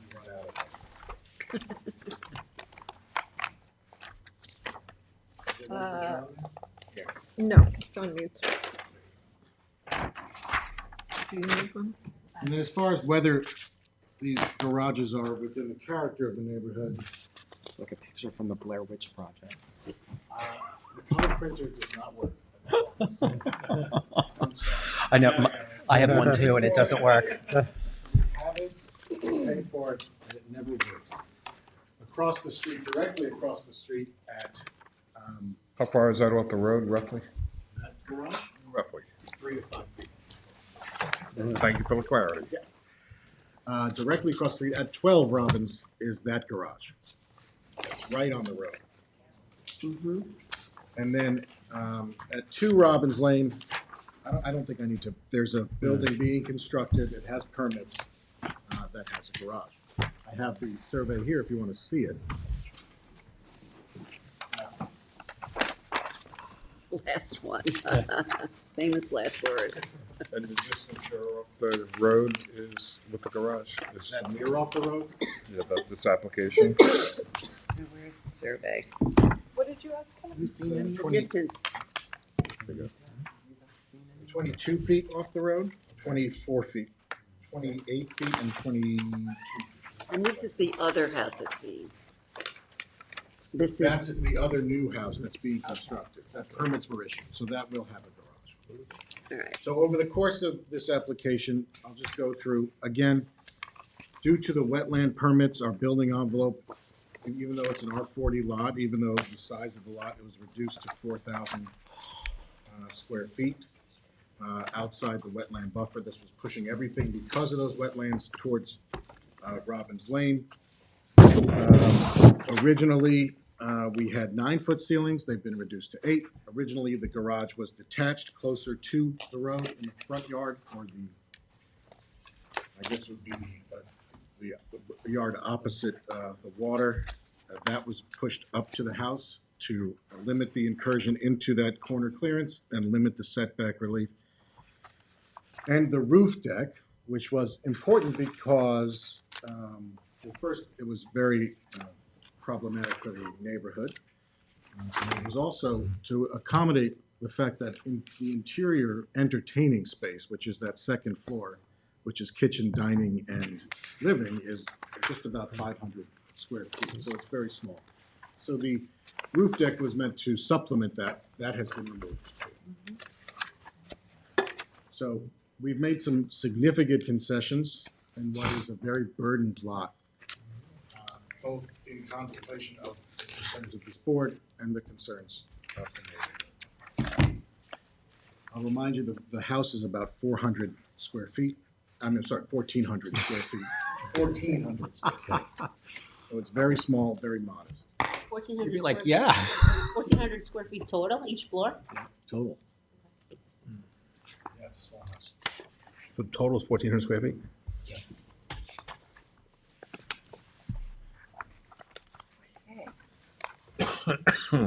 All right, have you, I mean, that's approximate. It's about 900 on the first floor, 500 on the second. okay, There's 3 floors, aren't there? There's a basement underground. it's, that's not furnished, right, finished. It's finished, yeah, it's finished, yeah. So is The that above included? ground. Oh, this is only the above ground, right? Shit.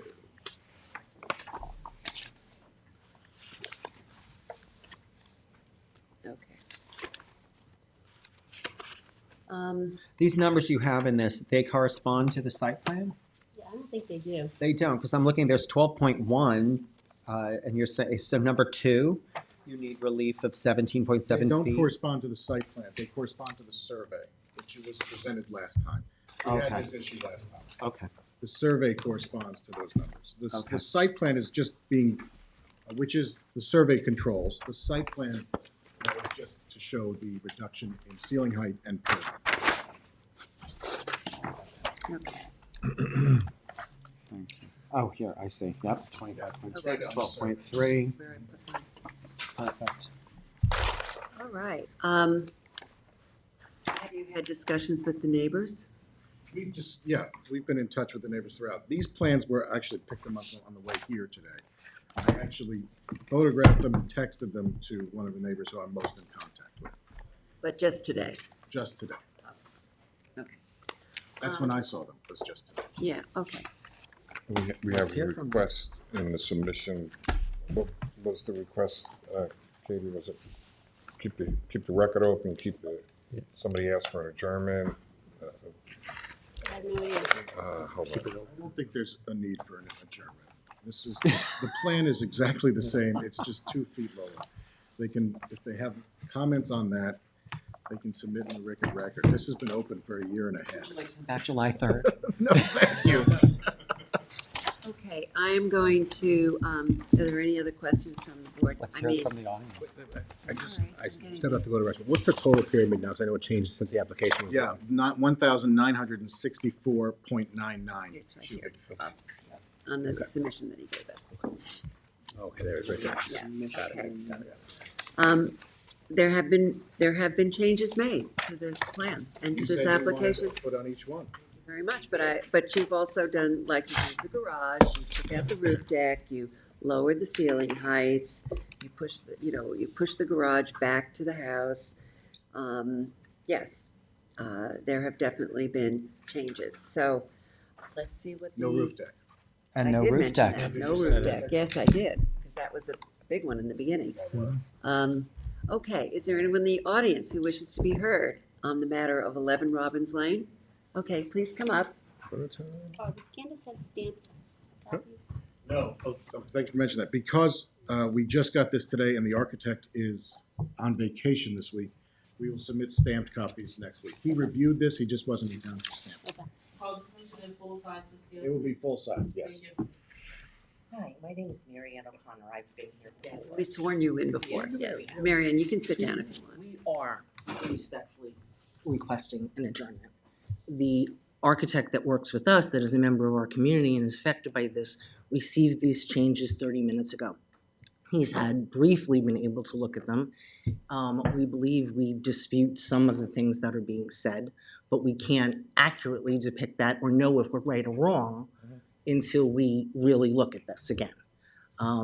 So yes, we would like it adjourned so that we have a chance to look at it. And I don't think some of the measurements for the roof and stuff and the ceiling heights are what is being said, but I don't know how accurate that is until we have a chance to look at them. So I'm testing the accuracy based on. We have no, because we have not been able to look at them. We would like to look at them and be able to say, yes, this is correct. Period. I was just gonna say that. I was just gonna say that. Last time we were here, the roof deck had already been taken away. The garage had been attached to the house. We had difficulties with all of that. They haven't really changed anything. They really have not changed anything that we had requested originally. Now, yes, they're entitled to build, we've been through all of this, but they are not entitled to build anything they want. Well, I don't think give that them they are. permission to do it. You know, in all fairness, we have listened carefully to your suggestions and your concerns. I think the applicant has also responded to them, maybe not to the extent that you would like that, but I would say at this point that your architect will have a chance to take a look at it and can submit written comments. If in fact this board finds that his written comments require a rehearing, we can always set that up. But I am of the opinion now, we have heard this time and time again, you've had a lot of opportunity to make comments which he has accommodated to a certain No, he extent. has not accommodated anything. Okay, well then you have the right. And this has gone on for so long. Yes, We it didn't has. cancel all of those meetings, they did. All right, well, that may That was be. their choice. That may be, but That was I, not because of us. at this point, who's the lead on this? So. Oh, if it's you- me. All right, okay. So go ahead, you want to say Susan, yeah, something? if I could just sort of process manage suggestions. So when do you think you can get stamped? They won't be different than this Monday. Okay.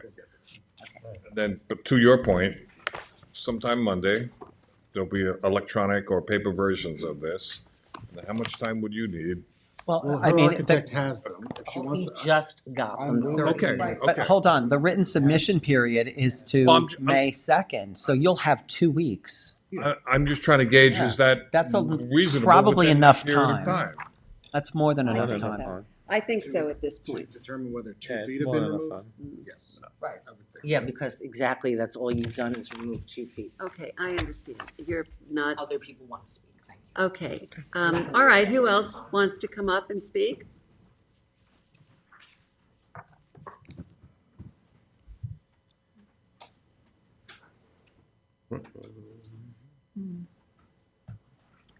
We've seen you before as well. Just repeat your name, please. Maureen Dean, and I live at 7 Robbins. Okay, Please Maureen, take a seat. have a seat.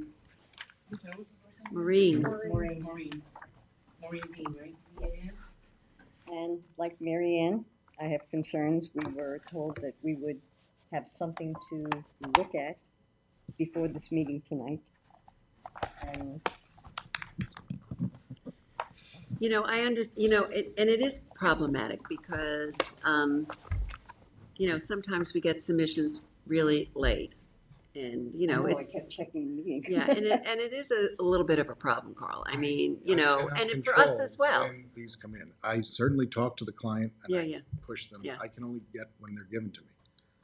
Okay, because we also haven't had a chance to take a look at this.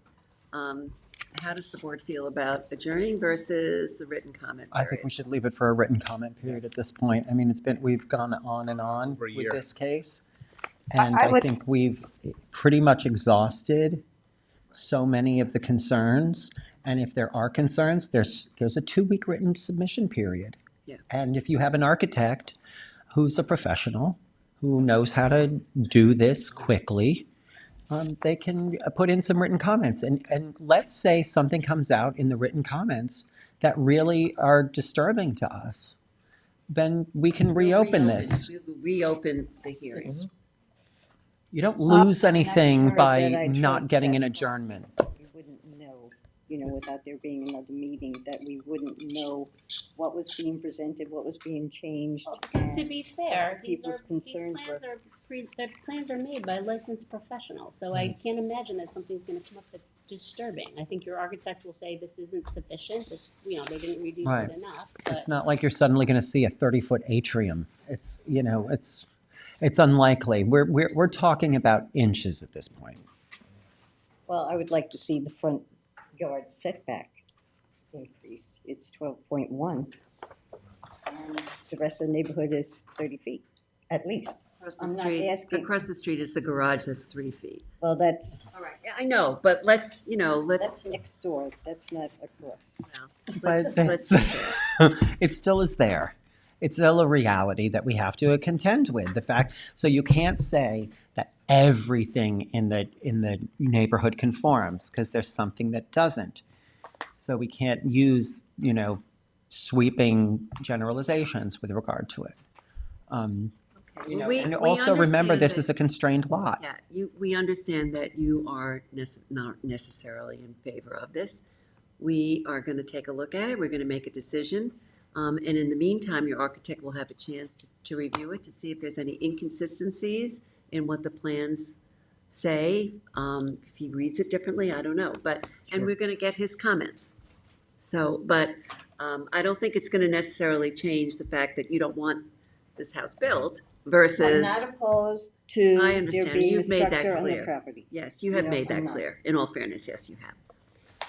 Another thing to keep in mind is you do have another 2 weeks a little more than 2 weeks in order to put in a written submission on May 2nd. Our decision wouldn't be rendered. Let's assume everything goes according to plan and we render a decision, it'll be May 15th, another 13 days later. So that gives us an opportunity over the course of almost 2 weeks to review your submissions and, take them into consideration. So there's ample time. There's a month between now and when a decision would be rendered. Okay. And I would assume that you would share any comments that you have with Mr. Benacasa so that he can also respond to your comments, so that we have everything in front of us at one time. And we get it before the meeting. I will do everything I can. Well, I'll give it to you when I get it. Okay. But if in fact we don't, then we possibly will adjourn. All right, you got that? Yes. Okay. All right, this is, anybody else in the audience who wishes to be heard? Is there anybody on Zoom who wishes to be heard on this matter? There is someone on Zoom. I'm bringing them on now. Okay, thank you.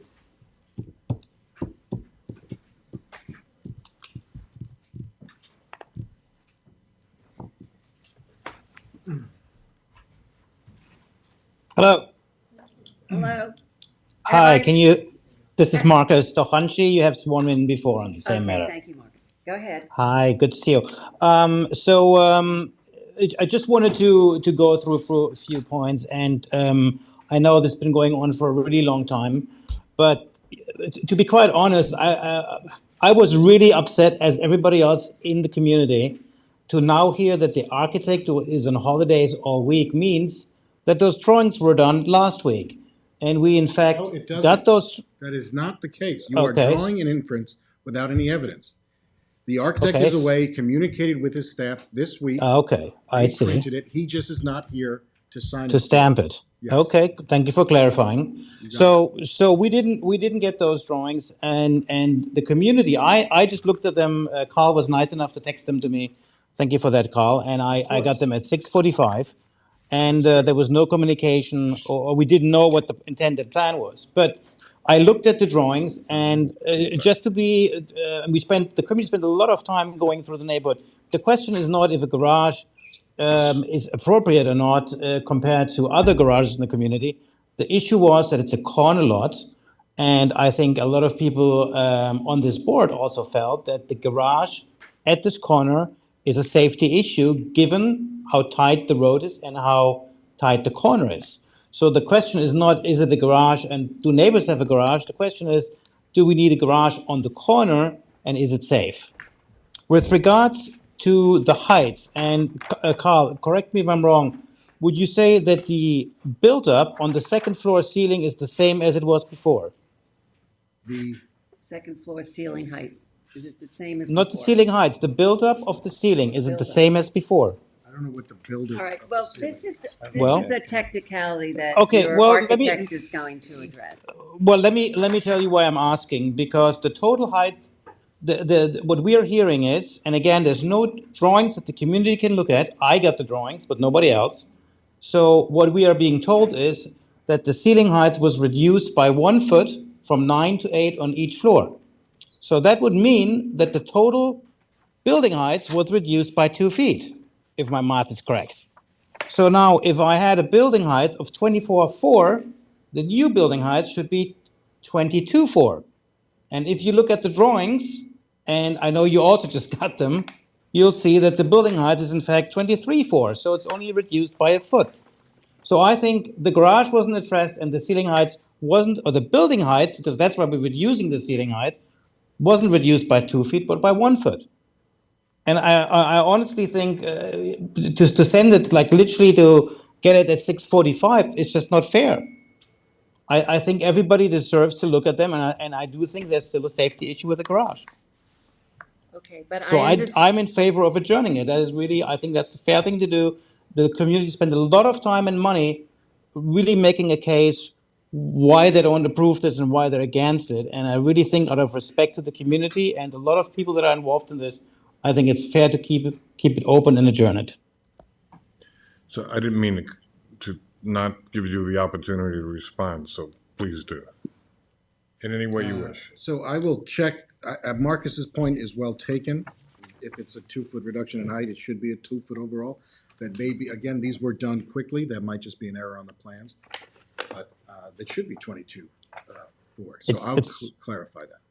It's 23.4, yeah. Yeah, but it should be 22 to your Correct, point. Yeah. correct. That's, yeah, absolutely. So I will talk to the architect about that and make sure that that's noted on the final plans as 22.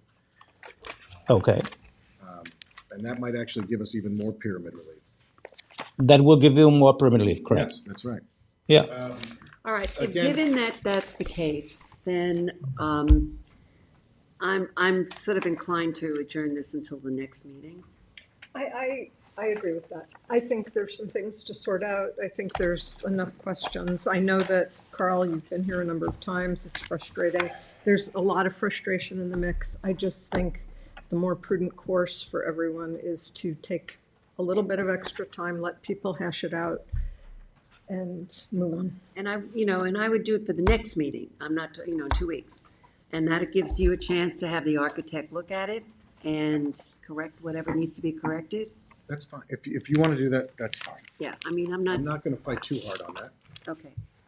I think that these issues have been vetted enough, but if the board, I think the issues have been very vetted, But I do feel a little bit disconcerted by the fact that everything, lands on our desk at 6:45. I feel the same way. Okay, so having agreed that that in fact is the issue, I think you've made a lot of adjustments. I'm very pleased that you are addressing some of the concerns. I would also hope that you would talk about corner clearance in terms of all the garbage that's there, all the vegetation and everything else. You have to take all of that out. 5-1. Yeah. You could squeeze in on 5-1. 5-1. Yes, no, 5-2. 5-1, yeah. So it's mine. Number 1 on the agenda. Is there anybody else? Number one in our hearts. I'm sorry, you're gonna have to do better than that with Candace. So, yeah, it's gonna require more. Two. Yeah. Okay, is there anybody else on Zoom who wishes to be heard on this matter?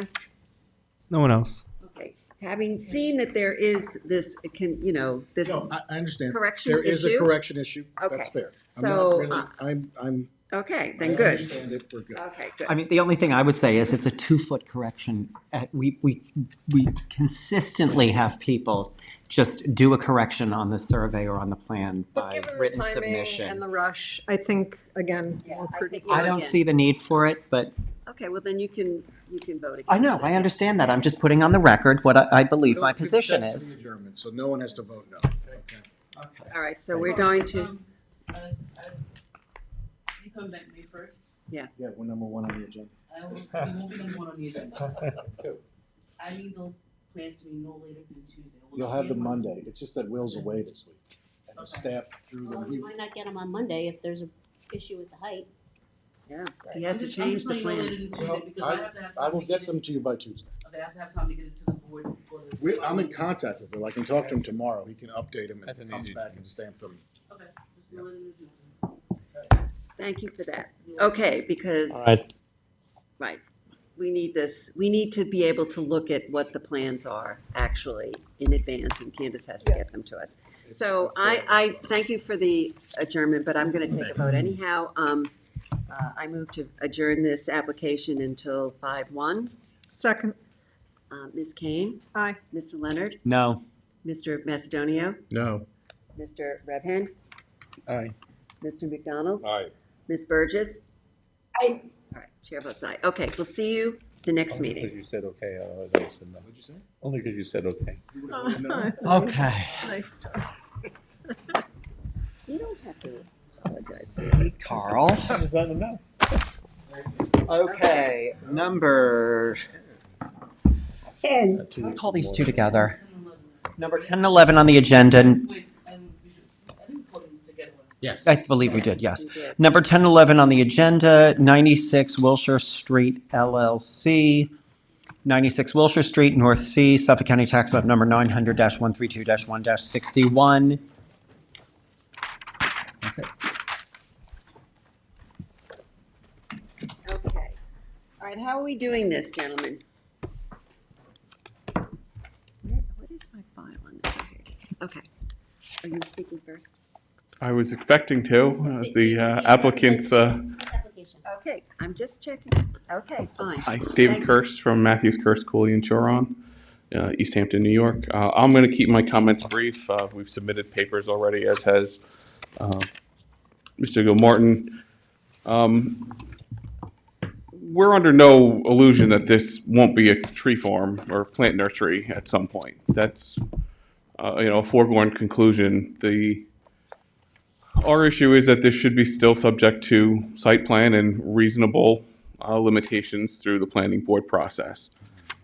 It's detailed in our papers why we feel that way. There were examples made in the submission from Mr. Gilmartin. None of those are apples and oranges to this property. They are, or all of the ones that I could see were active agricultural uses at the time of those applications. This is not. This has been classified for tax purposes as residential vacant land. It has not been farmed for in excess of 25 years, probably closer to 30 based on aerials. There is no active agricultural use on this property. It's been cleared. It's been now used as a plant nursery. We feel it should have gone through site plan for that. That's really all I have. I don't want to burden you with going back through our written submission or any of that. You have it in front of you. You'll take it into account and render your decision accordingly. So, Okay, thank you, David. thank you. Good evening, David Gilmartin. I represent 96 Wilshire LLC, who is the owner of the property that's the subject of this application. And what I would say to you, and it's something that you do every single application, is you review the code, right? And the code is abundantly clear here. What applications are subject to site plan and what are accepted. This application actually meets two of the exceptions under 330-181A, which governs site plan. The code specifically provides an exemption to site plan for agricultural properties. Their buildings, their structures, right? Secondly, Section 4 of 181A says a change in tenancy from one permitted use to another. Here, you know, we can have a long-winded argument about this. Much of the, not maybe much, but some of the testimony by the neighbors and the people offering this application has said it hasn't been used as agriculture in this many years, 25 years, whatever it was. Agriculture's a permitted use, right? Their argument seems to be about abandonment. You can't abandon a permitted use, right? So if it was agriculture, it remains agriculture. I'd also say to you, vacant land is a permitted use, right? So either way, the use of this property is permitted. A plant nursery is permitted under the code. So we firmly meet both exceptions 2 and 4 in the code, and the code gives you your direction. And I would ask, you know, we went through an entire process with the building department, and I think you've seen it. There was a lot of backing and forthing. And frankly, I think the building department was wrong in making us take down the shed. But to move that process along, we agreed to it. But agricultural buildings are specifically accepted. So we went through that process. The building department put us through the ringer. They have inspected it before they would issue the permit. We made some changes. They inspected it again, and then they inspected it before they issued the certificate of compliance. The building department made a correct decision here. It was rational and reasonable. If there are other complaints about other activities on the property, this isn't the place to bring them forward. Bless you. And so we ask that you uphold the permit. Okay, Kevin? did you Yeah, wanna say something? thank you. David, could you just clarify the nursery registration certificate from Ag and Markets? That's, how long does that last? How long is that in effect for? It was dated August 14, 2023, but do they cycle every 5 or 10 years, or if you know? I don't off the top of my head, although Okay. I think as long as it's a plant nursery, we've obviously got the first one, so it'll. Well, I mean, what I'm getting at is, you know, that's still in effect. You believe it's still in effect, even Yes. though it's now, what, 15, 18 months. And then the county Ag and Market District number 5, did they do those every 10 years, if you recall?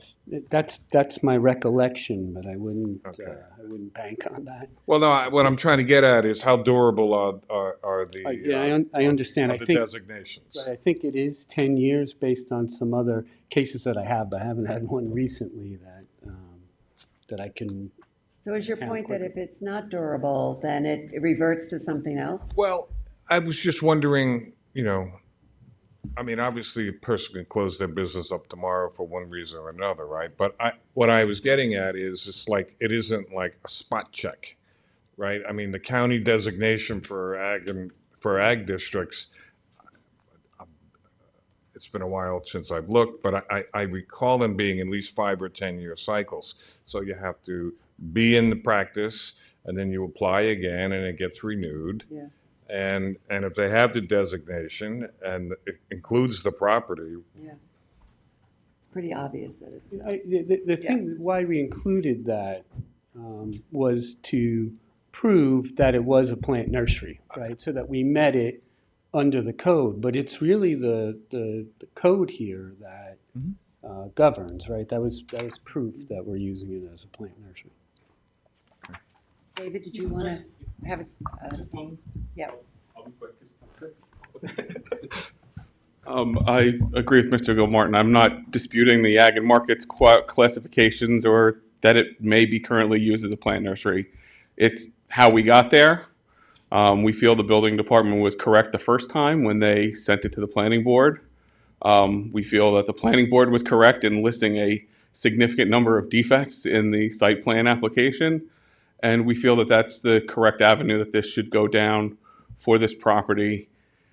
And like I said, me and Mr. Gilmartin will disagree on the law, and it's up to you on how you come down on that. But that's all I have. Yes. In response to that, the building department made a determination, and then there were changed circumstances, which happens every day in the building department, and then they changed their position. You can't say what happened 6 months before governs what happened in the future after the circumstances changed. We proved to the building department the circumstances changed, and they changed their opinion of what we were doing. Okay. Is there anybody on the board who wishes to comment on this matter? I'm actually the owner. Yes, I know, we've sworn you in. Just state your name again, please. My name is Peter Grealish. Um, And I'm sorry, can you spell your last name for me again? Grealish.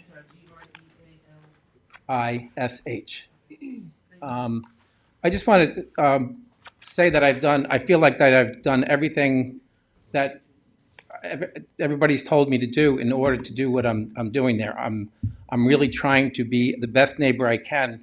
The last time Kevin was here, he was trying to convince you that I was running my tree operation out of there, and I've have told you from the last meeting that I definitely do not do that. So I don't know why he was trying to portray that I'm running my tree business out of there. I do not. I've tried to be a good neighbor and I've stated this before, by putting up 50 20-foot trees along Wiltshire Street to screen out the neighbors to the north of me. And I've put 3 rows of 15-foot Leland cypress between me and Kevin Tereski. And I thought me doing that, especially when this is after I got my designation from the town planning, the building department. So I was trying, even when he was against me, I was still trying to be a good neighbor by trying to do the right thing. And he has not once, approached me with any concerns about what I've been doing there. And he has not given me the opportunity to say, Peter, could you, and he was saying last time that I was operating from 6 o'clock in the morning till 8 o'clock at night. And this is definitely not true. There is very little activity at this property. When I need to go pick up a plant or bring a plant there is some small pieces of equipment in order to plant these trees. And I believe that I do have the right to have equipment on the property that facilitates me doing that. I've been by that property a number of times. Yes. And I think you've done a very nice job of screening. And I never see too many trucks or pieces of equipment in the property, as far as I can tell. And I'm not there every day, obviously, but the times that I've gone by. And I think that you have accommodated some of their concerns. Thank you very much. Anybody in the audience who wishes to be heard on this? Anybody on Zoom who wishes to be heard on the matter of 96 Wilshire?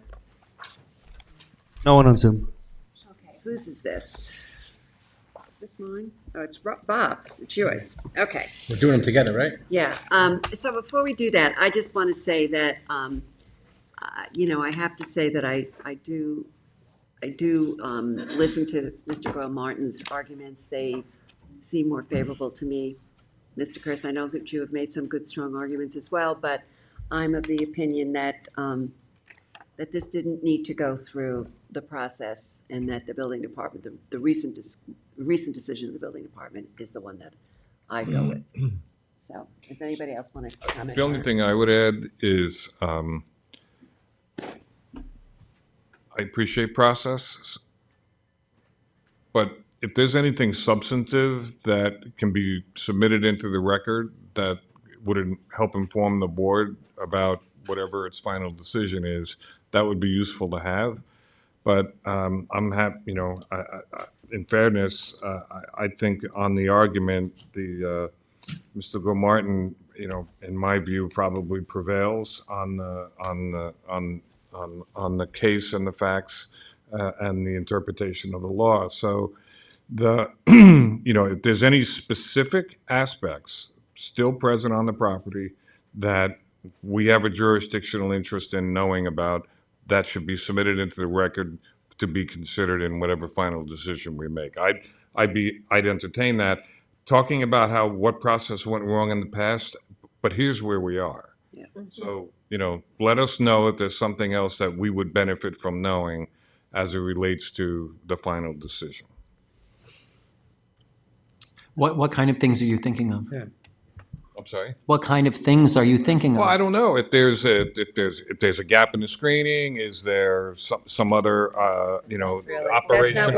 That's not what we're here for. That's what I was going to say. That's not what we're here for. Be careful as to what our jurisdiction is. Anybody can submit anything they want. If it's not within our jurisdiction, we can't, we have no opinion. I don't think there's a situation where we can condition our decision on something happening And I on the do property. appreciate the fact that the owner has made accommodations and, met with some of the concerns of the neighbors since they first raised them. So, okay. How do we do, close, same way? No, same way, yeah. We're gonna, Okay. So I'm looking to close the public hearing on this, hold it open for written submissions till May 2nd with a decision on May 15th. Second. That's number 10 and 11. Yeah. Together. Mr. Mastonia. Aye. Mr. Leonard. Aye. Ms. Kane. Aye. Mr. Redmond. Aye. Mr. McDonald. Aye. Ms. Burgess. Aye. Chair votes aye. Thank you both very much. Thank you, gentlemen. Thank Number you. 12 on the agenda, Just a- 82 Trees LLC, 82 Trees Lane, Bridgehampton, Suffolk County Tax Map Number 900-67-1-2.16. Where are we?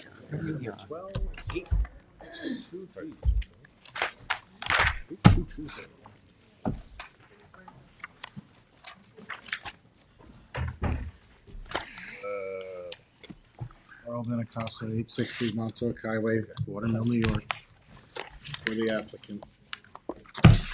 Speak more enthusiastically. I don't have it in me anymore. Just hold it open. I mean, please, let's adjourn. Let's adjourn. You'll remember this one. It was the Padel court in the front yard, which you all hated. Now you moved it to the back. Moved it to that back corner. I had come to you, I think it was 2 weeks ago, maybe a little more, and kind of gave you a preview. This was going to happen. One thing changed, and that is because of the location of septic and in consultation with his engineer who's going to be handling that, because septic is in this location. It's preferable that the court be 15 feet from the eastern side yard as opposed to 20, which was the preview I showed you last time. I'll remind you that the setbacks are 30 in the zoning district. I'll also note that the owner of Lot 13, which is the impacted parcel, is supportive. Do you have a letter to that effect? I do not have a letter. I can ask that one and submit it off calendar. Okay, and is there, It's well screened, I assume. what's the screening? If he wants, there is a hedgerow there, Right. but if you want to make it a condition, that's no problem. I think so. And there's actually a hedgerow in front. It's the whole property. Well, I remember, but I think it's, indicating that On- by hand on or the, something, I think wouldn't be a bad thing. It notes that there are wire fence with hedges along the line, but if you want to condition the variance on maintenance of that hedgerow, that would be good. Yes, and if you can get the property owner on the other side to submit a letter of support, I'd appreciate that. You can do that during the. Right. Is there a noise concern associated with the practice of playing padel? It's Yeah, I not mean, like, it's not like pickleball. It's actually enclosed in a Yeah. case, and it's more like a turf. Okay. As opposed to like a pickleball's more solid. A hard surface. Hard surface. Is this sunken or not? It's not sunken. It's not sunken, okay. And it does have a, I know it does. supposed to Enclosed have a- with glass, Enclosed isn't with it? glass. Yeah. A little more like squash, I think, right? Yeah. And the ball is it's more like tennis than Mhm. pickle. It's not that. Hard ball. Fiber, what is it, graphite with the wiffle ball that Yeah, tickle is. Yeah. Was a normal group of people play for an hour and a half, 2 hours, or is it like or is it like a baseball game where it goes on for 3.5 hours? Oh, no. Well, that's not our It's a lot, concern. it's a lot more like tennis than baseball. I'm just trying to Each match is trying to 12 hours appreciate long. the anticipated use and impact. You know, and it's interesting because we haven't seen many of these, so we are learning about padel courts, you know, so that's part of I think they're the next the thing. next thing. I think you're absolutely right. Are everybody's setbacks upside down? Just mine. Yes, they're upside down. Numbers are upside down. Yes. What are you talking about? No. This is with the glass enclosure, right? You have to flip Yes. the survey for them to be right. How high is the glass? It's gotta be like 6 feet. You gonna fix that? Yes. We have no height. Want me to fix that? I'll have them fix it.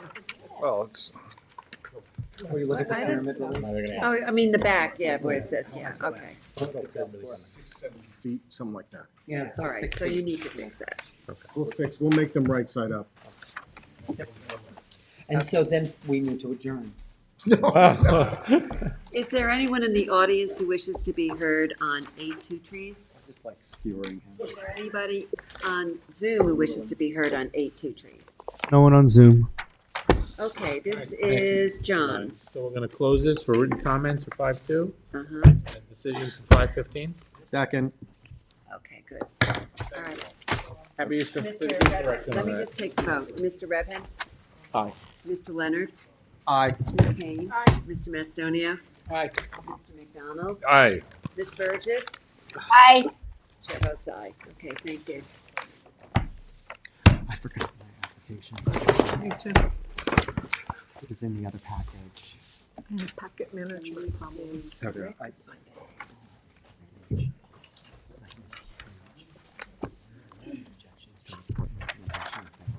Okay, John, you want to? Oh, sorry. Yes. Number 14 on the agenda, Thomas Walker, 1311 Flying Point, Watermill, Suffolk County Tax Map number 900-179-1-29.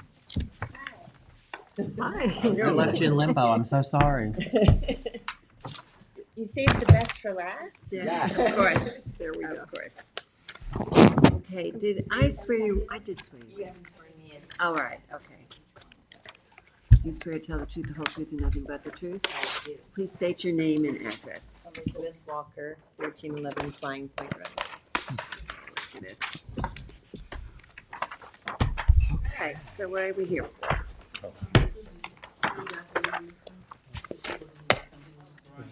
Oh, I'm sorry, Daphne, because I've swear you in so many times. Okay, I got a good.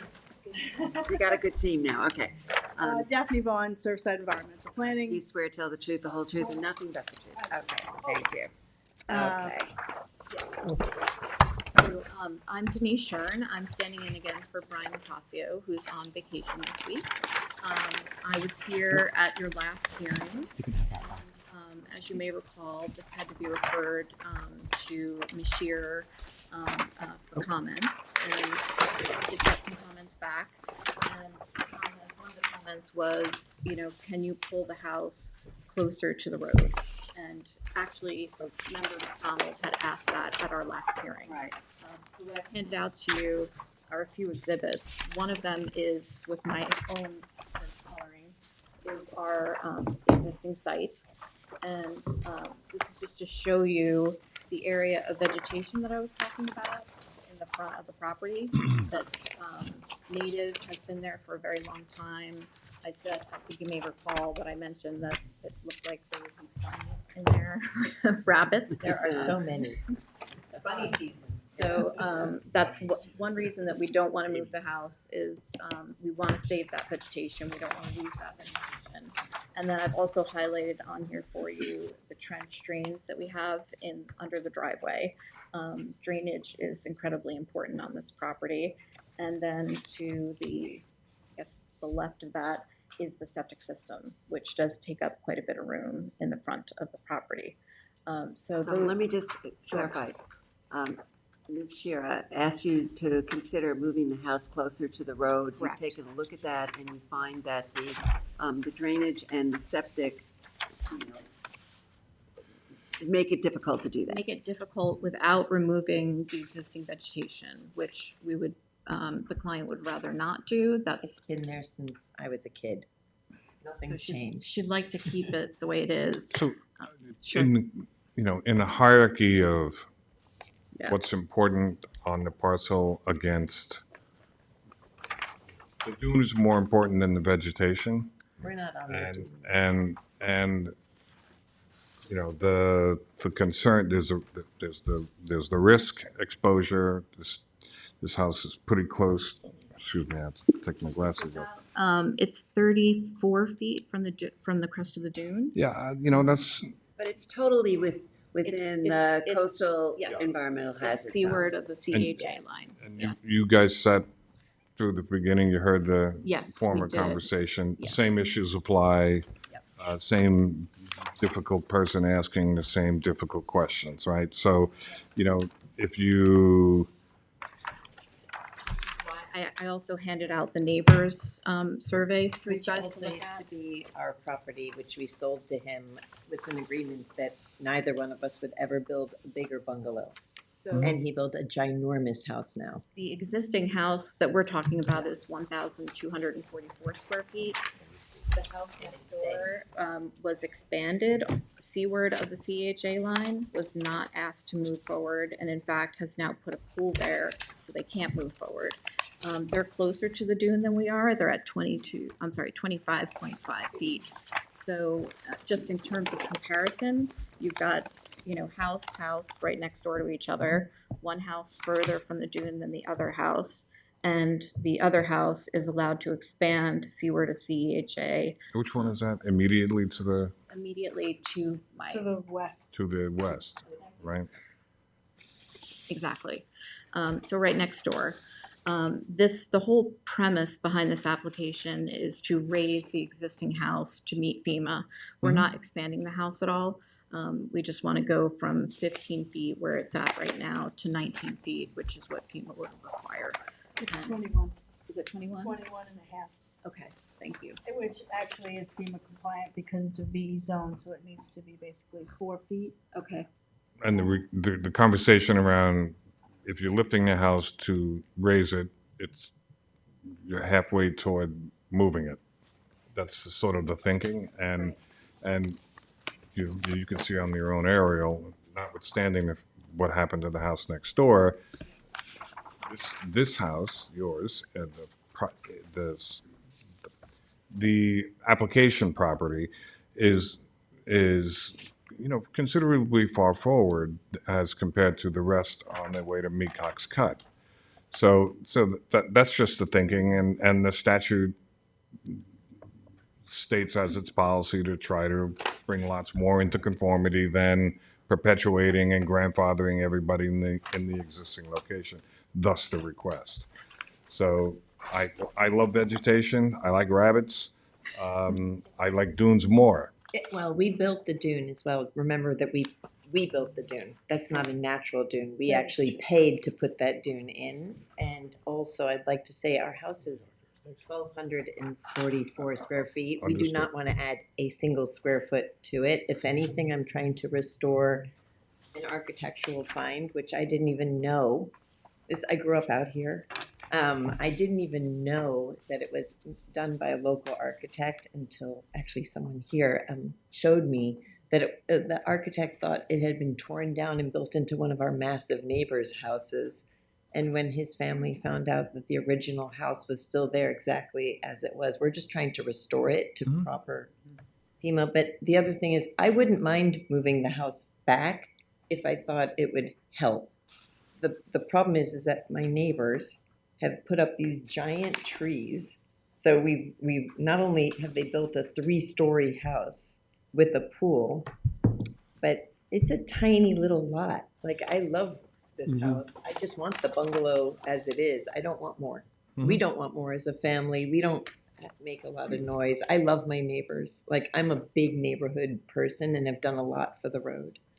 And I really believe in, I don't even know how to say this, but I really believe that some things you can't, if I thought it would be helpful to move it back, and I wouldn't have. Helpful in what way? If I thought it would help the environment, I would do it. I don't think it will, because if you come to our house any day of the summer, I'll have you look at what goes on in the trees with all of the people who park on our road, who drive in our driveway because I don't have a gate, who pee in our bushes, who leave us toilet paper. Yeah, I know. I'm constantly picking up trash every morning with pleasure. Any of my neighbors will see me out there like cleaning the beach.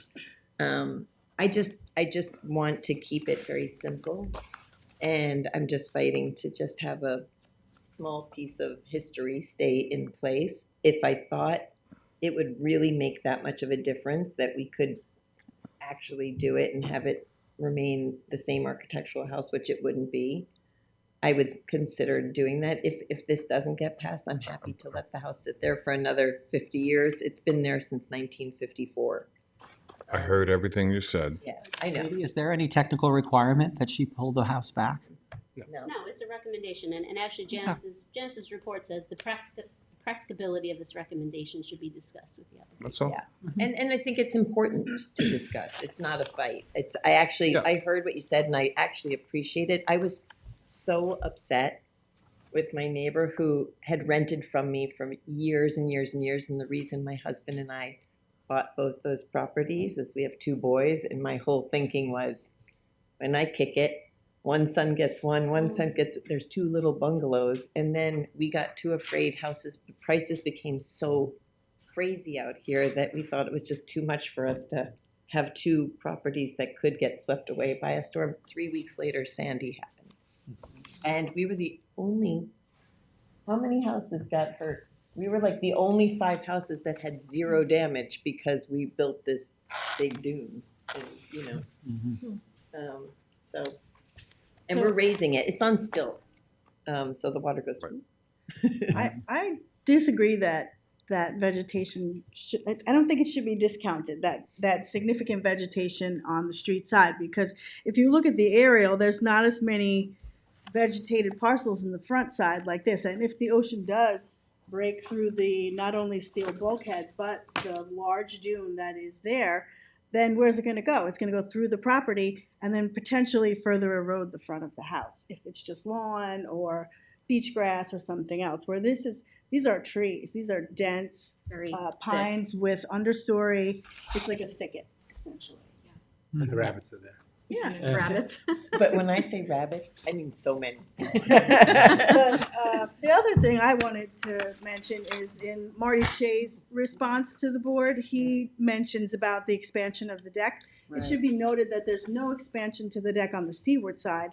It's merely on the landward side, and with the elevation of this house almost 6 and change feet in the air, it's kind of necessary to have for not only access, but also maneuverability around the elevated structure. So this, to me, this is a no-brainer, minimal situation for not only FEMA compliance, but also for the upgraded sanitary, proper drainage.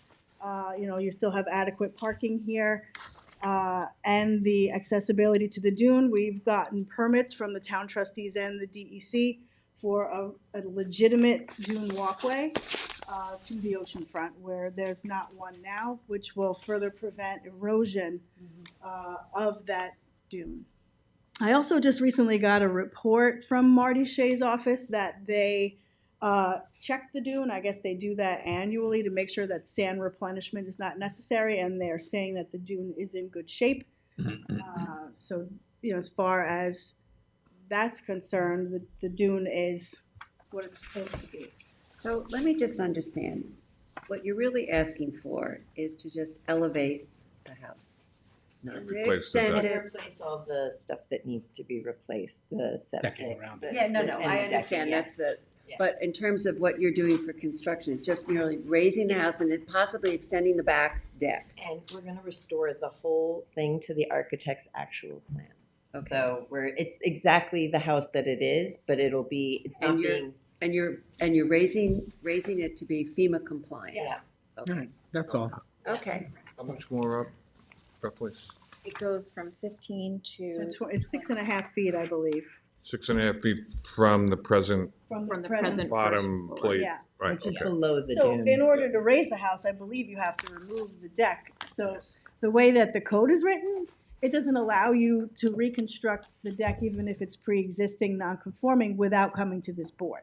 So even if we weren't proposing 1 new square foot of decking, we would still have to come here just to replace that existing deck on the How seaward much side. And you don't need additional pyramid decking are you relief. asking for? None. I'm sorry. say How much again. additional decking are you asking for? Very little on I this. think it's like 600 square feet, but a lot of that is stairways to not only It's access to get up. from the grade to the house, but also there's an existing roof deck, so it's another set of stairs on the side. It's 3 sets of stairs That because comes we up can't to the get, roof deck. it's now a spiral staircase that I don't like going on because they're rusty and I'm getting up there. Hardly. No, I am. Yeah, hardly. All right, you're talking to me. Okay. Wrong argument. Wrong argument. And not even an argument, just, my mom can't get up there. Any other comments from the board members? No. Other comments from the audience? Yes. On the other side. Okay. Have I sworn you in? No, I will. Okay. The name is Daniel Green, B as in Bravo, R-E-E-N, as in Nancy. And my wife Sally and I are neighbors of, Can I swear you in first? Oh, I'm sorry, Do you yes. swear to tell the truth, the whole truth, and nothing but the truth? I do. Okay, thank you. Go ahead. I'm here as a neighbor of Tom and Elizabeth. We've known them for 25 years. We've been living next to each other. And you see what's happened on Flying Point Road, if anybody's been down there. It's as popular as ever. All of the bungalows that were there when we moved there are all gone, except Elizabeth's. And I almost think she should be applauded for trying to restore something instead of tearing it down and putting up another box on the road. You know, so we're very supportive of our application. And, you know, we get moving, the trend is to move, but you're gonna move it a few feet, it's not gonna make a difference. We survived Sandy without a floodplain, believe it or not, because of that dune.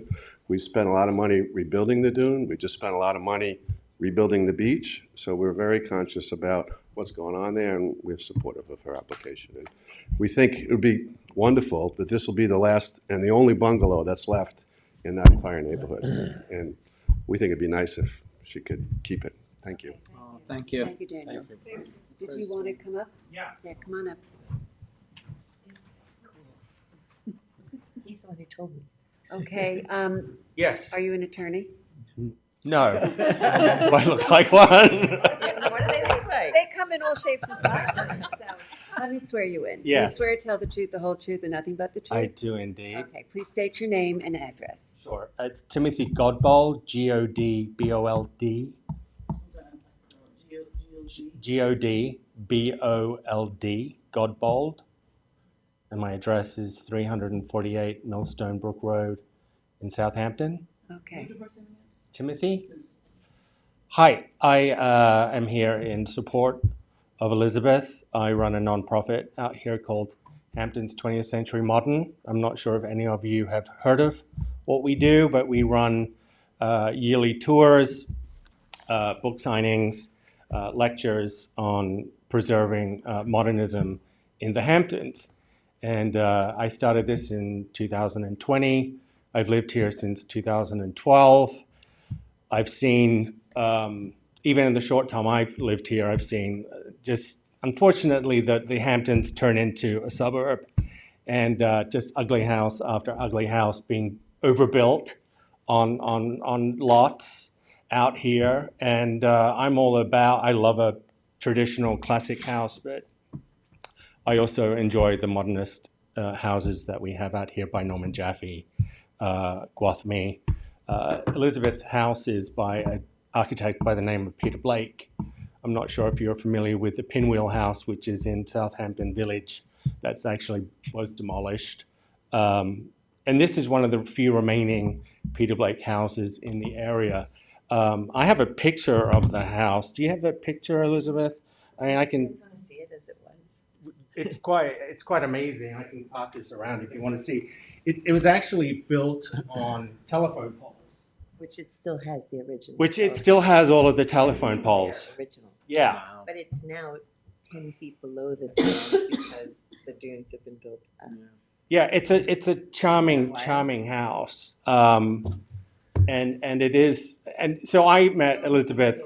Nothing's changed. Yeah, I met Elizabeth a couple of years ago. Elizabeth is parents own a house out here that's of a notable architect as well. And I approached Elizabeth on a social media site, not thinking I'd hear back from her saying, thanks, John, saying, I run a nonprofit, I'd love to speak to you. And I mean, with 2 minutes, I got a reply back from Elizabeth saying, listen, I'm here, I'm happy to help, whatever you need, I'm here to help your cause. And so we met. And lo and behold, I'm sitting in a Peter Blake house that was thought to have been demolished. And I've said to Elizabeth from the get-go, I will help you whatever you need, architectural-wise or anything of our services to help this happen.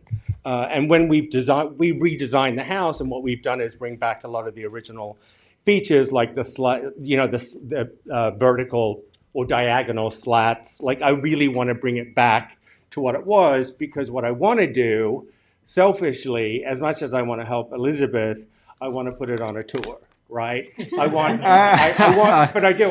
want people to come and see that these houses are worth preserving, and to your point, Elizabeth could have torn this house down, demolished the vegetation, and built another box. And we're all about pollinator gardens and getting rid of the lawn and just bringing it right back. So if I can just, Yeah. because we'd like to move on, it's You want to getting go late. home? But if I can just say that you were in support. I am very much. I just wanted to just clarify that point. Yeah, I mean, I just, I also wanted to say hi and let you know what we're doing. But I mean, Elizabeth should be congratulated for what she's doing, and thank you. Thank you very much. I do want to note that at our last meeting, we suggested upgrading the septic system, and you have put that into your plan. Yes, 100%. Yes, okay, Yeah, so all of that's happening. Yeah. All right, I get what you're saying. I think it's, very admirable. You're really not expanding and building and doing anything else. You're just lifting the house, fixing the back deck, and Check if anyone's on Zoom. yeah, and I mean, the thing is that if, you don't go for lifting the house, you could just keep the house where it is, and it's like, we wouldn't be forcing you to move it back. So on that basis, I do not have an issue with this application. And does anybody else from the board want No. to say anything? No, I'm good. Check Zoom. Pardon? Did you check Zoom? Is there anybody on Zoom who wishes to be heard? Zoom. It's just me. No. Check Zoom. Okay, so this is. who's It's this? mine. John. Go ahead, John.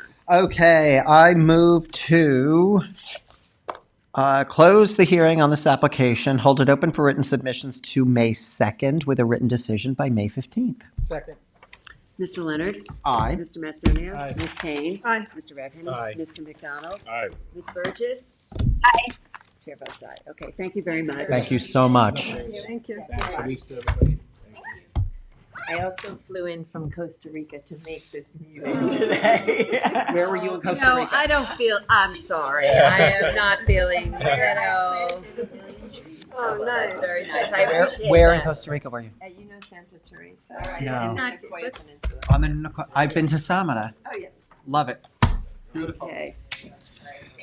thank Thank you. you. Good Thank luck. you so much for all your good work. No, of course, Enjoy your Okay, home. we are now up to the decision section of the meeting. So who goes first, and where are my decisions? Oh, shoot, I lost the decisions. Oh, you're there. Okay. Julie, you're first. Yes. We have a decision in the matter of Ellis Beladoff and Ada Greenberg, Suffolk County Town Map 900-269-1-21. This application is for property located at Sun Valley Road, Hampton Bays. Applicants seek variances for a proposed detached garage on a non-conforming lot. After revising the application to increase the setback for the proposed garage, the board finds that the application passes the standards set forth in New York State Town Law and the Town Code. Therefore, the board grants relief from the following provisions of the Town Code for a detached garage on a non-conforming lot. 1, Town Code Section 330-6, General Regulations that references Town Code 330-11, Residence District, Tables of Dimensional Regulations for an accessory distance from front lot line setback of 35 feet, where 50 feet is required, and 2, Town Code 330-76D, Placement of Accessory Buildings, Structures, and Uses in All Districts, and Town Code Section 330-83C, Yards, to allow the detached garage to be located within the required front yard for the principal building, and 3, Town Code Section 330-84D, Pyramid Law for a sky plane encroachment to the west in the amount of 384 cubic feet, as shown on the hardscaping plan last dated March 18, 2025, and the floor plans and elevations last dated March 18, 2025. All prepared by Vladimir Constant, P.E. The grant of the foregoing relief is subject to such other conditions and permits as applicant has already acquired or may otherwise have to acquire for final approval of the subject premises. Second. Ms. Kane? Aye. Mr. Leonard? Aye. Mr. Macedonia? Aye. Mr. Revan? Aye. Mr. McDonald? Aye. Ms. Burgess? Aye. Chair votes aye. All right, you got the next one too. Yep. Magotson Family Trust of 2020 Suffolk County Town Map 900-88-1-8.1. This application is for property located at 28 Hildreth Avenue, Bridgehampton. Applicant seeks variances for a proposed detached garage with pool house, pool, and spa on an L-shaped non-conforming lot burdened by 2 front yards. This board finds that the proposed detached garage with pool house at 29.9%, the size of the existing dwelling, is a customary accessory building as set forth in the Town Code, and finds that the application passes the standards set forth in New York State Town Law and the Town Code. Therefore, the board grants relief from the following provisions of the Town Code. 1, Town Code Section 330-6, General Regulations that references Section 330-11, Residence District's Table of Dimensional Regulations for an accessory distance from the front lot line from the south property line Hildreth Avenue of 26.3 feet for a proposed detached garage with pool house, and of 29.5 feet for a proposed pool with spa where 50 feet is required, and 2, Town Code Section 330-83C, Yards, and Town Code Section 330-76D, Placement of Accessory Buildings, Structures, and Uses in All Districts, to allow the proposed garage with the pool and the proposed pool with spa to be located within the required front yard for the principal building, as shown on the survey prepared by Lester Holden, L.S. of Squires Holden, Weissenbacher, and Smith, revised November 18, 2024, and the floor plans and elevations prepared by Anthony Jude Vermandois, R.A., revised March 27, 2025. This decision is conditioned upon the following. 1, that there be no cooking or sleeping in the detached garage with pool house. 2, a code-compliant pool enclosure must be installed. And 3, that the vegetative screening existing on the premises, as shown on the survey, is maintained by the applicant and all successors in interest. This decision is also subject to such other conditions and permits as applicant has already acquired or may otherwise have to acquire for final approval of the subject premises, including the removal of the shed prior to the issuance of any certificate. minutes. Second. Ms. Kane? Aye. Mr. Leonard? Aye. Mr. Macedonia? Aye. Mr. Riven? Aye. Mr. McDonald? Aye. Ms. Burgess? Aye. Chair votes aye. Me, this is a decision for Jason Davin, Suffolk County Tax Map 900, 315-3-26. This application is for property located at 14 Vale Avenue, East Quogue. Applicant seeks a variance for proposed second-story addition to an existing detached garage located 6.6 feet from the property line on the flag lot. After removing the second-story window in order to achieve some privacy for the adjacent property owner, the board finds that this application passes the standards set forth in New York State town law and town code. Therefore, for the reasons set forth herein, this board grants relief from Town Code Section 330-84D, Pyramid Law, for a total sky plane encroachment to the south of 1,447 cubic feet, 1,272 cubic feet proposed, plus 175 cubic feet existing, for a proposed second-story addition to an existing detached garage on a non-conforming lot, as shown on the survey prepared by Paul Barilitsky, licensed land surveyor, dated November 7, 2023, and a floor plan and elevation prepared by Michael Marcina, registered architect, last revised March 26, 2025. Granted, the foregoing is subject to such other conditions and permits as applicant has already acquired or may otherwise have to acquire for final approval of subject premises, including there be no cooking or sleeping in the garage. Second. Mr. Macedonia? Aye. Mr. Leonard? Aye. Ms. Kane? Aye. Mr. Revan? Aye. Mr. McDonald? Aye. Ms. Burgess? Aye. Chair votes aye. Motion to close. Is there, Oh. what? Is there a reason not to close? You want to keep us open? Okay, No. okay. Second. I was looking at Third. All right. I'm like, what are you doing? Mr. Leonard? Aye. Ms. Kane? Aye. Mr. Macedonia? Aye. Mr. Revan? Aye. Mr. McDonald? Ms. Aye. Burgess? Aye. Chair votes aye.